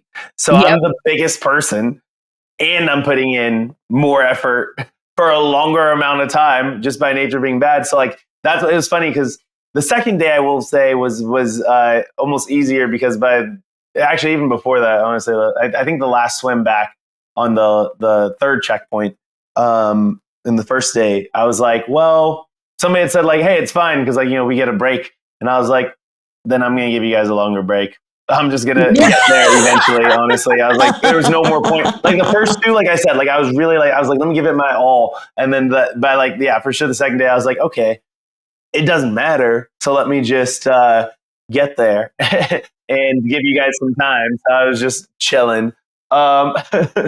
Nice relaxing swim. Let me just backstroke here. Honestly, like float there. Even with me being okay at swimming, I probably would have just like tried to jump in and grab Jordan's buoy and just let him pull me in. Thought about it. Just hold on to that. Just go, Jordan. Yeah. Like honestly, Jordan, it'd be really cool. It'd be really impressive if you did this while dragging me. Like that exactly would be impressive. And like also let's pull back from really impressive and like also really impressive swimming very fast when you lack one paddle. Like Jordan, I was like, that was the props I like giving, I was like, hey, like I'm not good at this skill set. And he is, and people were like, oh, it's no fair because he's good. I'm like, yeah. How much harder did he have to work to be that good than anyone else? Like just paddling the boat on that first day, the second day. You know what I mean? Yeah. I mean, and I know you hate swimming, but that had to been like a gorgeous area to be able to like actually go through into that little cove and all of that. It was, but I was definitely not in the mindset to enjoy it because I think that's where so what's funny is, so we finished our coin counting at like 3-4 a.m. or whatever. We're laying on the metal on the boat on Sinister. And I like, you're not getting good sleep. So like I like wake up and like I look and the sun's rising and I see we're pulled where I see that little buoy where all the boats are, the little floating dock, and we're like 20 feet away from it. And I was like, oh, they are like, I could climb to third maybe. Yeah. Like in this final. Like I'm like, we are right here and maybe we'll have these boats for the rest of the time. This is crazy. And then I was like, okay, this is wild. So I go back to sleep and I wake up and we're like 100 yards away. And I was like, wait, why did you guys move the boat? Because you said swimming and that would still be swimming. And it doesn't have to be this far, guys. Like that doesn't change anything. And then so I was like once again, I had like a spike of hope. I was like, oh my gosh, we're going to have a boat today. And I was like, oh, okay, you have to swim to the boat. And then when I got onto the buoy thing, and I remember I was like too tired to be confused as to why nobody had left yet. And so I get on and I was like, this is weird. Let me climb on. I climb on. I read that little post and it was like, swim through there to go find your paddle. I was like, why didn't you guys just have a swim there? Like, why did we even stop here? Why did you give me the hope that I thought I got to a destination? And that's a moment where I would have cried if I had any liquid left inside my body by that point, because I was like, I was just like, but why? Like, this is. So then, so I swim and, go get the paddle and walking through, and I'm just like looking at this cavern kind of in anger. And I'm like, this is, this is so hell. nice. Yeah. Like, this is hell. And I come back and so that's like, and also what they didn't show, which I'm not the most mad, is that those boats, I don't think are made for, 225 pound man. Like, they were very small, and I can row pretty decent. Me and Johnny's, both of our boats took on water and sunk while we were paddling the 2 miles to the boat wherever they moved it. Both of our boats sunk. Like, I saw him. Like, I was going. Like, it's funny because I was going, and where is this footage? Exactly. This is the shit I want to see. I'm paddling, and I see Johnny on like one of the cliffs. Like, he like climbed onto the cliff, and he like has his boat, and I was like, what are you doing? Like, that's not part of this. Out the boat and like putting it down, like trying to get on. And I was like, oh my gosh, I'm about to pass Johnny. And I was like, oh, I'm like coming up to where he was. And it took about this long for us to basically sink these boats because they are not made for us. And so both of our so like my boat's starting to sink more and more and I was like, oh, I think that this is just okay. And then mine sinks, and then so I have to carry it and climb off the little cliff. And he's like, yeah, they say, like, yeah, they don't, they sink. And so then I like go, so I have to climb on the shore and flip over, because it's not like a kayak where you can just flip it in the water and empty it out. Like, you had to get onto some sort of solid dry land to be able to flip these on with the sail thing it had on it. And so that was another, I was like, man, this is just not it. So, and it sucks because they told me too. And when I was doing the interviews after the confessionals, they're like, oh, you get the fastest time in most of the checkpoints. I was like, I know. Yeah. I'm aware. Thanks, guys. Thanks. Yeah. We talked about it, and look, no shade to Derrick, because Derrick, we got lucky. We interviewed Derrick about a week after All Stars 4, and our theme is, as you know, we like to go in depth and find out about things that you don't find out on the show.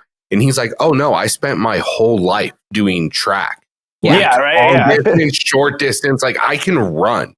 And then we saw him on All Stars 4, like booking it across the soccer field, and we're like a gazelle. Yeah, we're like, okay, he wasn't lying about this. Yeah, and then so not to take anything away, because I think get him to a normal final where it's on ground, he's got a real chance to beat anyone. Yeah.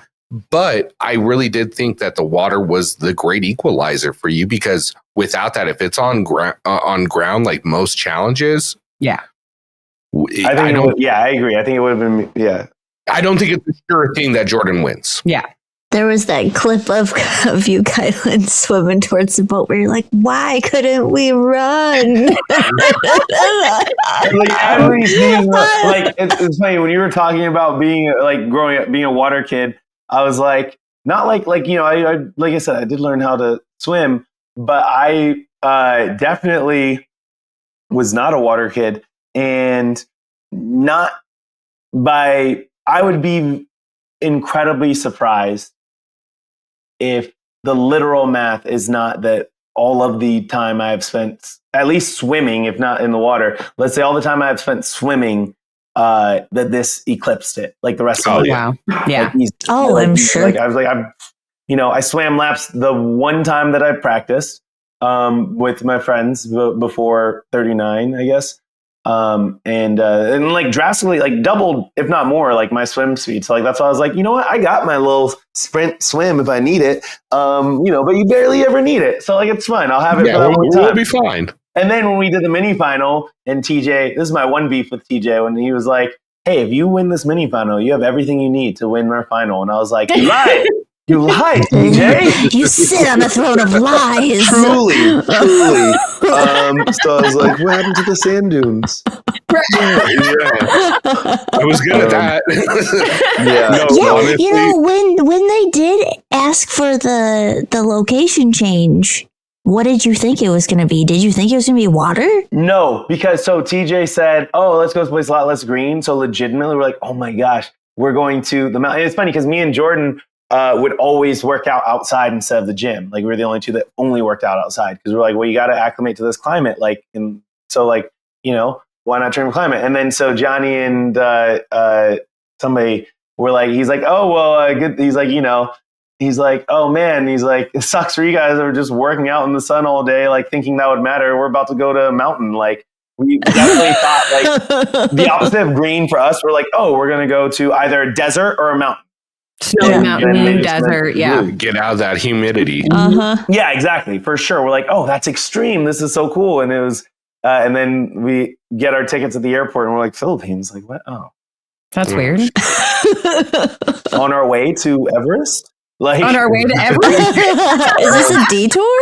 Yeah, and so that was like legitimately, I was like, oh my god, it's about to be a mountain. I was like, that's kind of epic. Like I was hyped. Honestly, like once you were explaining it, I started thinking about it. Like I'd be so pissed to like swim into that cove, like fucking beautiful cove. Exactly the feeling. Like truly, like watching it back, clear water. No, watching it back, I was like, wow, place is beautiful. Oh my god, did not realize. Like, because we hung out, me and Johnny, Derrick, and Michele hung out in the Philippines for like a few days after the final, and it was beautiful, and we were able to appreciate that. But like in my head, like I did not remember that it looked nice where we did the final. Like I was like, wow, this is the nice part of the Philippines, not that hellhole that we were in. It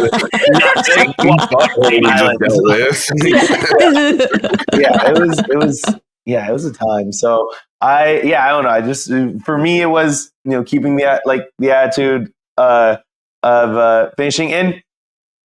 And also I had this secret hope in the back of my head too. I was like, what if the final is like a week long? Like some of these people might quit because it's really hard. And like, I can suffer for a really long time. So that could also be, I'm just going to keep going in case that happens. I was like, and in my head, knowing I'm like, it sucks because I'm like, the only person who I think also wouldn't quit is Jordan.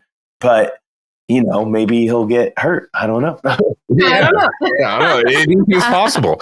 Well, I mean, look, we talked about it.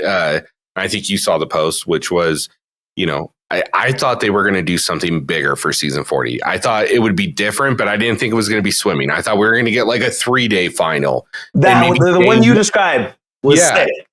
Yeah, like maybe day 1 is swimming, but day 2 is running, and day 3 is carrying shit. I mean, just whatever. Yeah, just go big. Like, what are you going to wait till season 50? We don't know what's going to happen between now and then. Yeah, I actually really like the both the.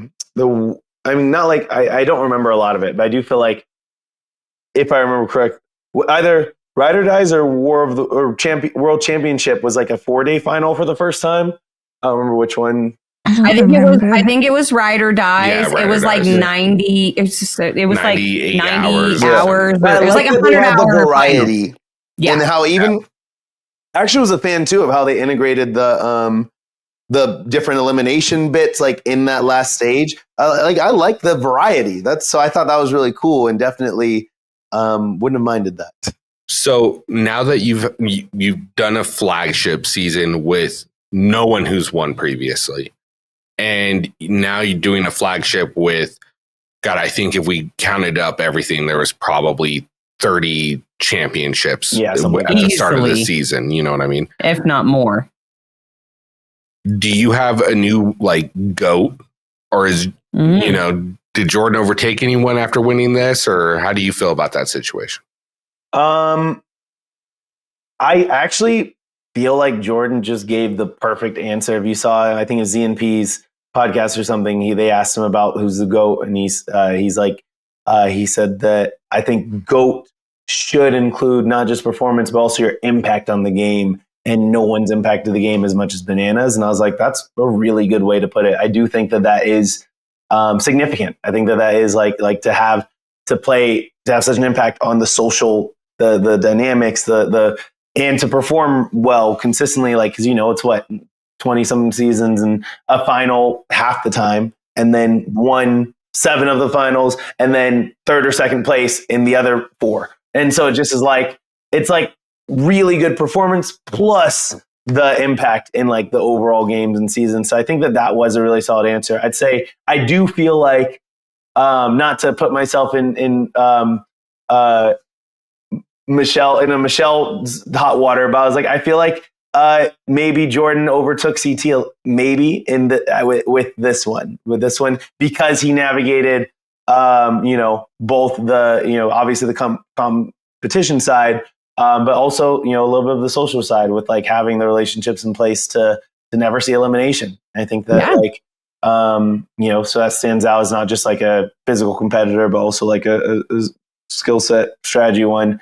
And those stats are, insane for Jordan. Yeah. Like this is stupid. And it's like not even just the winning half the challenges he's done, but then also when you break down it's like, okay, 2 of them were the partner, 2 of them were individual, and 1 of them was a team of 4. So it's like every facet of the game. I was like, that's pretty cool.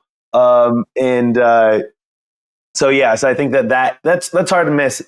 Granted, I do go back to because I had some really cool chats with CT before he left, and he which I think is really like he is someone who loves the game and like loves the challenge and like wants it. Like he supports the future of it. He's like I want you. He was giving me like a good amount of like praise, like which was very humbling and awesome. Because he's just like, hey, like I want there to be people who actually love and respect this game that are here, and it's clear to everyone that you do feel that way. And so I really appreciated that. And it was, and he's like, you know what? Honestly, if I had taken the game more seriously, I'd probably have a lot more wins. And I was not taking it seriously the way that you and others do now. And so that would have been interesting because if he did take it seriously, who knows what the stats would be on that? But so true. If he wasn't getting himself kicked out of half the season, then who knows? So, for real though. But at least with what's happened, that's I think a little bit of the dynamic for sure. Well, and it's interesting, bringing up what Jordan said as far as like Banana's impact on the way the game's played, because Banana has had the most impact on the way the game's played. And his first 10 seasons are very comparable to Jordan's first 10, give or take. I think maybe not first 10, but there was like a 10 season span where he won 6 of them. No, as far as numbers, yes. Yeah, like the numbers are Bananas. Oh, they were kind of got stacked. Yeah. Yeah, he won a bunch of them stacked, and then you look at CT where his wins are more towards the latter end of his career, but CT's impact on the fandom is far beyond anything anyone else has. Yeah. And I think Jordan's impact on the performance and athletic side is beyond anything. Jordan raised the bar to a different level when he came on, and he did it with one hand. Definitely. You know what I mean? Yeah. So like, that's just, it's a different level. And I totally get where Jordan is coming from, and I definitely see his point, but I also think that Jordan is always going to be one of those people that literally cannot say that he's the best, because if he admits that he's the best, he has nothing to chase. Like Jordan needs that chase to get to the next level. You know what I mean? Like he needs to feel like he's got to catch up to something. And sorry. It motivates him, and I love it. I love the drive Jordan has. And he did acknowledge, he did say, he's like, I'm the best competitor. He's like, I'm the best competitor in the challenge. But so like, I think in that part I agree with. Like even in 39, they asked me about like who's the, and I was like, I think Jordan, because of that. Like because I was saying as a competitor, really is like I was like he's the greatest, and that was then. And then seeing him play, I will say I was like, nah, he's as good as you think he is. He's good at everything. And Tori too, actually, to her credit, like because I'd never seen her play, and like I think people are very polarized on her. And she's another one that people like randomly like to hate on or call overrated and stuff. And watching her dominate the greatest play, like we had, we were talking about the men a lot, obviously, because that's who I'm competing against. But like the women was insanely stacked, and she was beating them at everything very consistently, and it was wild. And I think that, and I'm guessing her and Jordan probably just by being close, like had pushed each other to compete that way. And but like the way that I think that going back to before when I was training for USA, like if I'm running up or on a treadmill, like I'm imagining chasing down Jordan. Like that's what it's been. And from a competitor standpoint, it is it's crazy. It's crazy to see he is that good, and it's pretty cool. I mean, I think that's is I don't know. That's why I think that's something that made this final all the more hard to swallow, because it was like easier and harder at the same time, because it's easier when you're there and you're like, oh, I lost to Jordan and Bananas like in a final, like the two greatest players of all time. Like, so it's not the worst thing.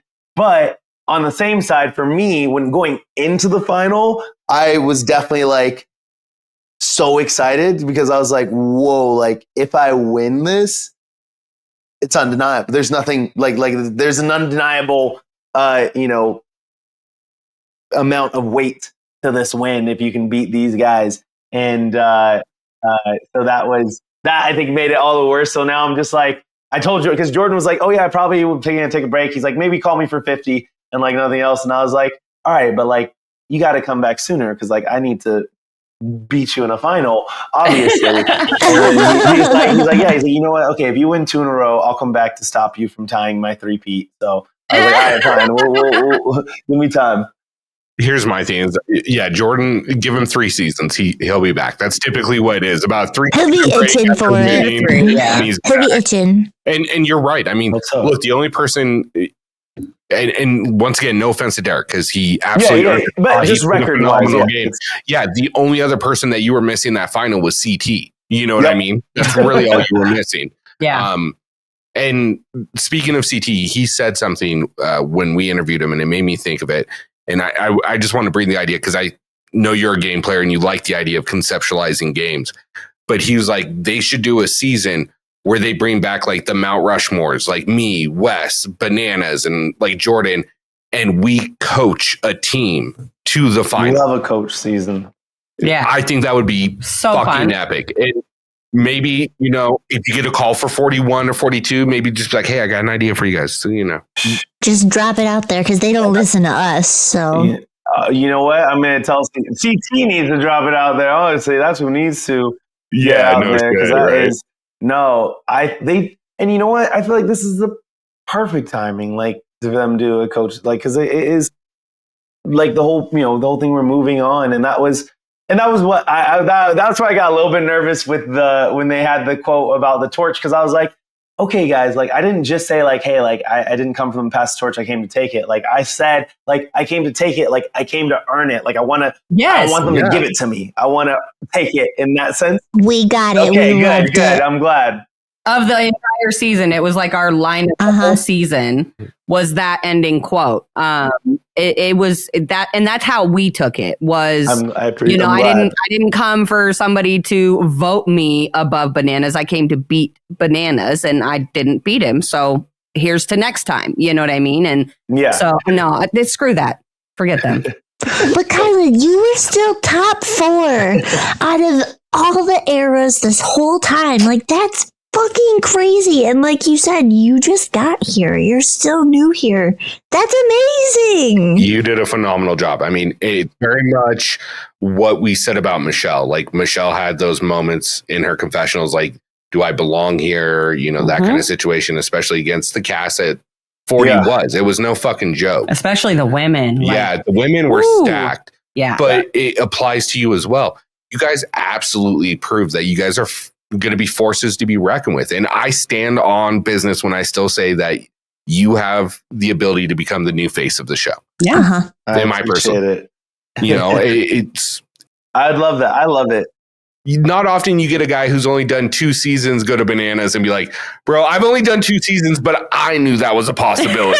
You don't get those interactions often. And so it's very much well-deserved in my opinion. Yeah.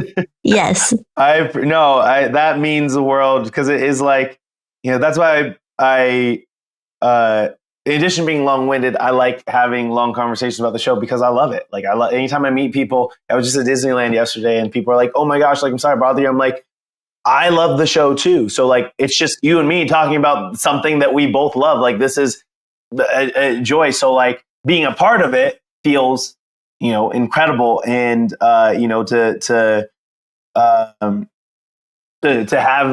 have people, feel this way about me that also love the show, it means a lot. And I hope that the show's around long enough. I hope I'm around long enough to do that, because I definitely want to do that. Like it is, I want to, I want to come. I want to do all. Like I want. I'm looking at Mark Long. I'm like, yo, if I get to do this show for 2 decades, that would be awesome. Oh yeah. Speaking of, I think you ran into some friends of one of our co-hosts at Disneyland. So, yeah. So Alexis, who you've met, I think in Indianapolis at Challenge Meet, who's on the team with us, the person that you ran into, it looks like a husband and wife with 2 young boys at Disneyland yesterday. Yeah, and they posted. She's friends with them. Yeah, they're from Small World. Okay, I don't even Small mention World, that. right? Yeah. Oh my gosh. We saw the picture come into chat earlier, and then as soon as you brought it up, I was like, "Oh, now it all makes sense why Alexa." Yep. There we go. That's cool. Yeah, I don't even mention it, but I was really the amount of Small World. Yeah. Swim lesson recommendations I got yesterday was wild. But these nerves, I was like, fair enough, guys, fair enough. Like, I hope you're getting. I was like, I am. Don't worry. Well, look, I think that's the biggest thing as for us as fans is when we see that as a fan that you're deficient maybe in one area in your athletic ability or your ability at the challenge, and then you work and address that for another season. That's huge. Like massive. We give Corey his props because Corey was a horrible swimmer for years, and now he's great. He was horrible at puzzles, and I mean, self-proclaimed puzzle king. He's serviceable at them. But yeah, You know what I mean? So like anyone who makes those strides, like we have to commend you because you're improving your odds and you're becoming a better version of yourself. Yeah. No, I appreciate that, and that's for sure that'll continue. And I think that was probably I felt defensiveness around the swimming, only not for myself, but just because I was like, I hope people don't think that I would disrespect the game like that and not learn how to swim. Like, that's why I was saying, like, which, it's hard nobody could tell because I didn't have any, I think, interviews or anything, confessionals around it back in USA. Like USA 2, I was when I found out, I was like, oh, I'm a terrible swimmer. And so, like I said, it's more than doubled, but just was not working on the distance. And so now that's for sure the next thing. And even if we, never swim again, you're ready. I'll be, I think, it's funny because I'm like, I hope we do just so I could show it off. But if not, at least it's there. And, it's always better to be prepared for an opportunity and not have it. So yeah, true. It's like, I hope they do it, but just one checkpoint. All right. Yeah. We don't need 18 of these. That's it. Oh man. Yeah. So I've got one final question, and it's kind of just obligatory for when I post or when Corrina gets the episode posted. Let's say you're going into elimination. You know what? Actually, I got a perfect elimination for you. You're getting ready to go into that elimination that Corey and Josh did, and you're going against Corey. Oh, yeah. What song are you listening to hype yourself up before you do it?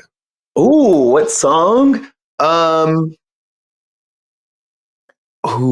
a lot, but I think it's popular. From Wicked, I can feel it. Dancing Through Life, actually, no. Taylor Swift. No, right. I feel like it might be. I feel like some of my because I have different hype up songs for different things, and I feel like because one of my go to is Legend Has It, because Legend Has It is by Run the Jewels. Yes, and it is in the very first trailer for Black Panther, and so I just have that attachment to it. I always remember it, but then also much more cliche and broad, but still is always one of the greatest riffs of all time. Seven Nation Army is another. But for this specific moment, I think I would go to the Creed soundtrack because I'm just such a fan of Creed. Oh. And my mom's favorite movie was Rocky, so like saw Rocky, and then Creed just resonated even more. So I feel like there's a great one, Waiting for My Moment, in there, and Lord knows lots of good bangers in that song. But probably maybe Waiting for My Moment, because that's like gets me in the zone for sure for like a battle, doing battle, and I would beat Corey in the elimination. People were wondering, only because he's a sprinter, he's fast. I do feel like the speed for that distance were pretty comparable. And like I said, I was like, I don't know if anybody besides Theo is faster than me in like anything that's under 30 yards or 50 yards even. But if you had the edge or whatever, they had the whole arena there. And if you change up, all of us were hyped on that game. We're like, this should take over Hall Brawl forever because there actually is a strategy element to it. Yes, that you can do. And so, and the fact that you're wearing gloves changes even the grappling aspect to it. So there's just so much you can do. If first you adjust for speed if you need to, if you're not just fast enough to sprint to the bell, or vice versa. But the defense you can do and the way you can play it, like there's so much you can do to it, and it has so much strategy enough that like the difference is there's a lot of possibilities that all I think give me an advantage for anybody. I agree that it should definitely become a mainstay. Yeah. In the challenge as an elimination. I think it's out of all the ones they brought out, we can lose the nails on the wall. That's The 4-wheelers. The quads. That's gone. You lose the spears and the mats too. We can lose the tube one. The boxing one. High low. What next? Are we gonna play? Fucking gin rummy to find out who gets eliminated? I do love rummy. I'm actually good at rummy. I mean, the boxing one was outrageous for so many things. But rummy cube also. Yeah. I felt like Apollo Creed's corner man when he fought the dude from Russia when Rachel and Avery were fighting. I was just like, throw the damn towel already. Literally. Yes. It was actually brutal. Like that was the two most brutal things of the entire season was when Pauly got hit by Theo, which was somehow like crazier in person and louder. And like I thought for sure it was going to look more epic in like the slow-mo shots and the angles that they had. No, it was still worse in person. It was just brutal. But the Avery like getting beat, and we're like, why did you guys put targets on the back of their heads while they're blindly flailing? Like that feels like a recipe for someone to die. Like, what do you mean? Like that is it was true. It was brutal. Like, so yeah, props to Avery for Rachel's a beast I don't want to be in a boxing ring with. So Avery's tiny self being in there getting absolutely, and like it was like why don't they end this? Like that was a legitimate conversation on the stage. It was like, they should end this. This is dangerous and brutal. Like, yeah, it was crazy. So props to Avery. Yeah, no, definitely props to Avery. I mean, the only way I would have really liked to see this one if it was like CT versus Mark Long. But like someone would have gotten like seriously injured, like getting caught in the back of the head by one of those guys.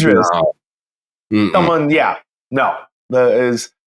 so I was not a fan of that one as well. But yeah, there's a lot you could throw out. The one actually, what are your guys' thoughts on the one that Michele and Olivia did? That one looked really fun for us from the ground. Like the climbing up and down and measuring the pools. They did a lot of plastic. I forgot about it, in all honesty. I did like that one. The poles, like it looked like there would be like every single pole was actually different. So they had 50 poles, and 20 of those 50 poles only fit in one spot on that thing. So there were small differences in them. So they were doing laps climbing up and down that thing. And it was like, well, this looks kind of fun. I actually liked that one. I thought it was very interesting. And they've had a couple eliminations kind of similar to that, but not to the extent of like every pole being, a different length. And I also I know it's something so silly and so stupid, but I loved that they did the kind of twisted, DNA strand looking type design. Because the other eliminations we've had like that, it's just been ladder style, straight up and down, fit these bars or where they go. Angled, like the one with Fessy, right? It was Fessy and Mariah, I think. Yeah. 38? Yeah. When they went out. Yep. Yeah. You know what? I was going to say, I would love to see them bring over from Big Brother is the one where you have to hang on the tree and they have to be like perfectly balanced. That was crazy. I don't know this one. I don't know. Yeah, like you have to like walk across the plank, and then there's usually like a tree with little apples, and you got to balance it. You got to like put them. They go on a certain spot. I don't know if they did it on. It's usually like the first. I know season 19 with Josh. It was like episode like 2. Yeah, because Cody and the other guy did it. Mm-hmm. And it's where it's almost like they have different pieces of metal connected and one's heavier on one side than the other. So they have to balance it just right. And there's multiple different ones.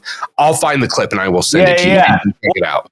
And you know what's funny is I will say, actually, as I say, I was like, okay, I did like that one when I'm comparing the ones that we had, which also for the record, I do think, outside of the couple that we mentioned, there wasn't a lot of physical ones. There was a lot of equalizers in the eliminations.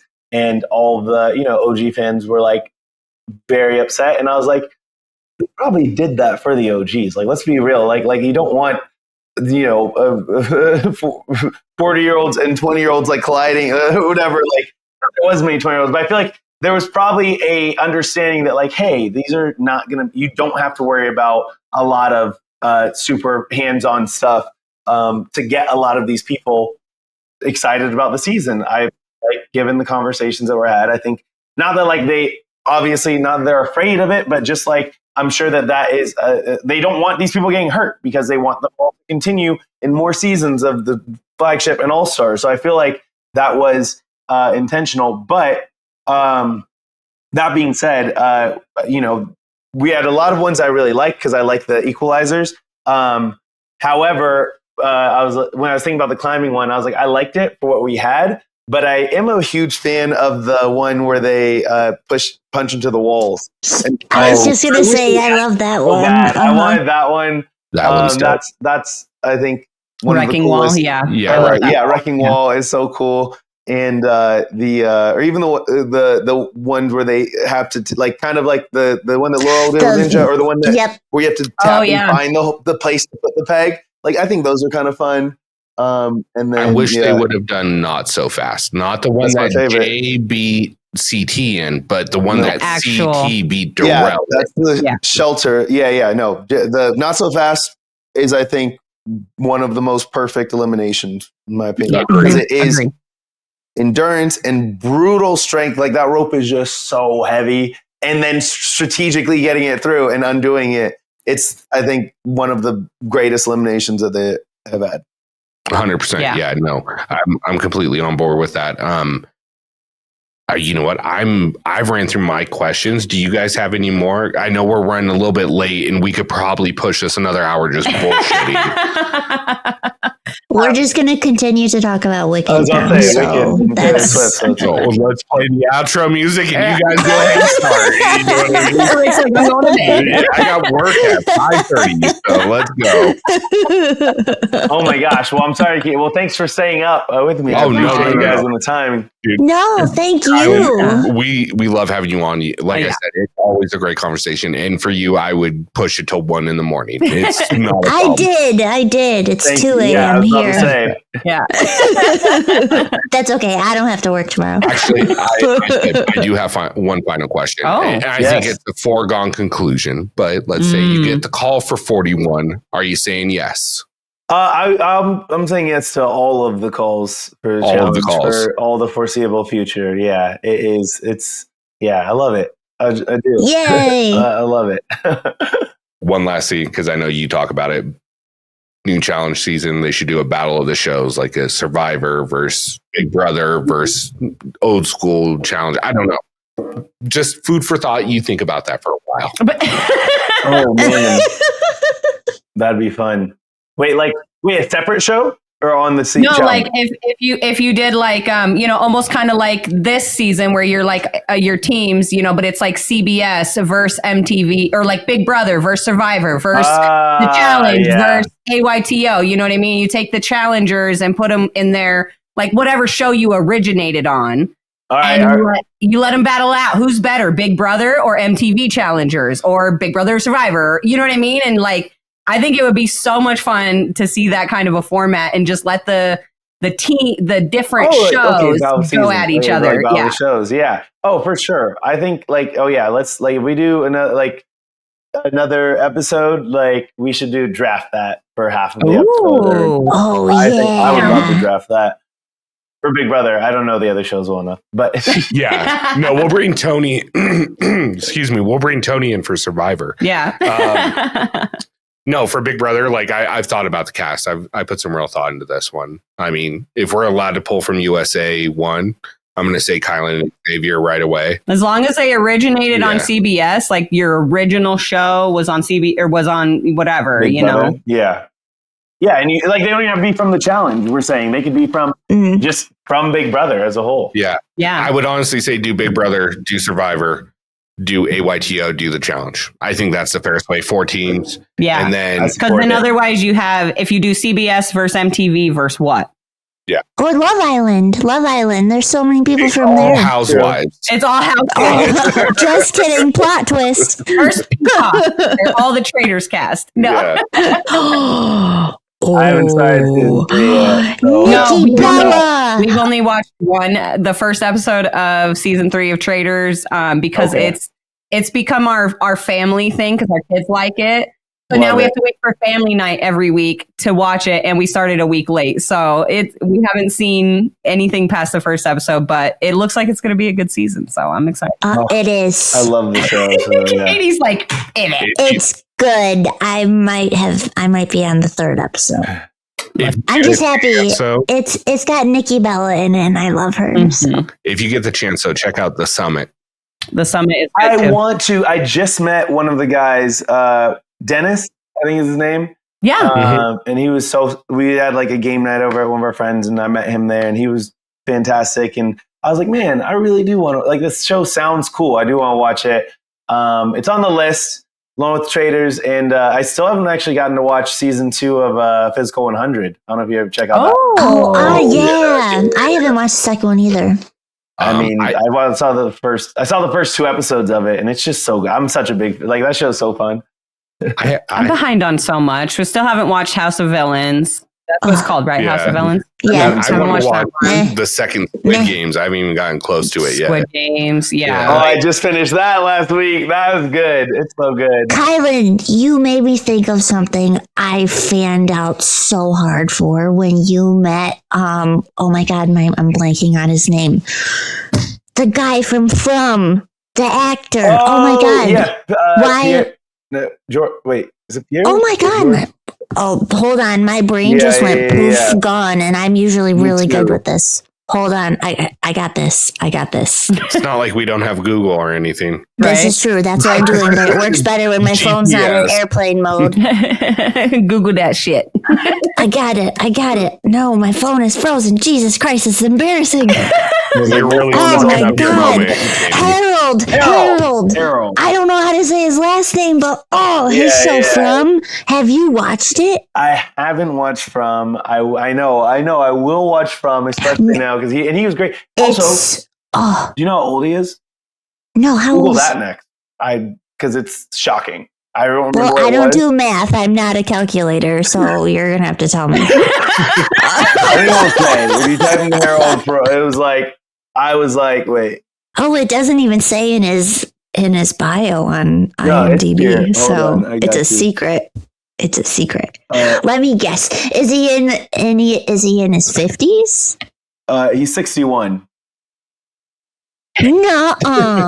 Yeah, Wow. I didn't know that until we left. When we left, and one of my friends was like, "Oh yeah, he's like, I think like in his 60s." I was like, "What? There's no chance. I just met him, and he's." I never would have guessed that. And they're like, "Wow, Black Don't Crack or vibes, but on another level. This dude, he's just Yeah. Dang. Yeah, he's wild. Oh, So that was well, pretty cool. I fanned out pretty hard because I found that show this year and I binged it so hard, so fast. It's one of so those good. moments where I realize like that effect isn't on me because I start getting gray hairs at like 28. You know what I mean? But kids, we'll blame the kids. Blame the kids. I was telling someone,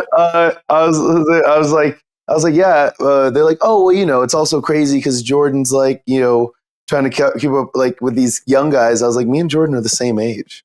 Yeah. It's not that different, guys. Well, the part that fucked me up is we talked to CT. And I was like, man, CT's like 3 years older than me. Like, but I'm watching him like dominate like Spies, Lies, and Allies, and I'm like, I can never fight. My knee hurt trying to get up from the couch the other day. The shit popped and buckled. I was like, shit, don't down. The realest part about season 40 for me is when Darrell was in that, hurt his back picking something up. Like, I felt that. It was literally the infirmary is what they called Era One's room. They called it the infirmary because all of them were somehow. You hit that 40 mark in ibuprofen and ice, become your best friend. You're like, this is going to happen tonight. Yeah. All right. As we digress, yes, of course. Yeah. Kyland, thank you so incredibly much for coming back on. We've enjoyed it immensely. We would love to have you back again at any point, even if it's just for a recap. We enjoy your insight. I'm down. I'm down. Yeah. I'm gonna catch up on. I'll try to keep up on All Stars so I can hop in. Ooh, yeah. Absolutely, yeah. And then I'm sure the challenge is hard at work for putting out another season because I know they don't want to let too much time in between. So right? Like we're magically going to forget about it or something. I don't know. Yeah, but with that being said, thank you once again for coming on. We really do appreciate it. And obviously, if you guys haven't, go follow Kyland on Instagram. We'll have everything linked below. And Kyland, I want to give you the floor if you have anything you want to talk about real quick before we get out of here. Ooh, so I mean, I'm on the socials. It's Kyland Young, but I am excited. So we had to record a podcast before 39, and then 39 was just so much crazier and shook up my life and so much more than I was ready for. And then basically rolled that into 40, and then we just finished all the madness of 40. So I am excited. We're recording new episodes, and then to kind of promote that, we're going to launch those archived ones basically that we shot over a year ago. So that I'm excited for. We're getting ready to do that before February. I'm meeting tomorrow with the editor to finalize some of that. And once again, props to you guys for just how consistent and huge you guys are with your podcast, because it is so much, and not enough people realize it. So you guys are absolutely amazing for doing it as well as you do. And consistently as you do. Is that one? She does all the work. We just show up. Well, mad props. Thank you. But yeah, so that's what I have. But I thank you guys. I appreciate you guys for wrapping it out and so late and hanging out with me and talking through all the things. Like I could keep talking with you guys every time. It's so fun and welcoming and engaging, and I really appreciate it. So thank you guys for having me. Absolutely. Yeah, of course. What we're going to have to do is we're going to have to do one of our discussion episodes and have Kyland on where we debate like goats or do the draft for the season. Heck yeah. Uh-huh. Oh, that's so fun. Well, all right, everybody. So that wraps us up here. So for myself, Ricky Hayes, my beautiful wife, Corrina Hayes, Katie Babla, and of course, none other than Kyland Young. We want to thank you guys so much for tuning in. If you like this episode, hit subscribe, hit like, do all those things. Rate us 5 stars. If you're going to rate us less, do it on Yelp. All right. Like and subscribe the Challenge Fandom Podcast, y'all. This is the best. Thank you guys for having me.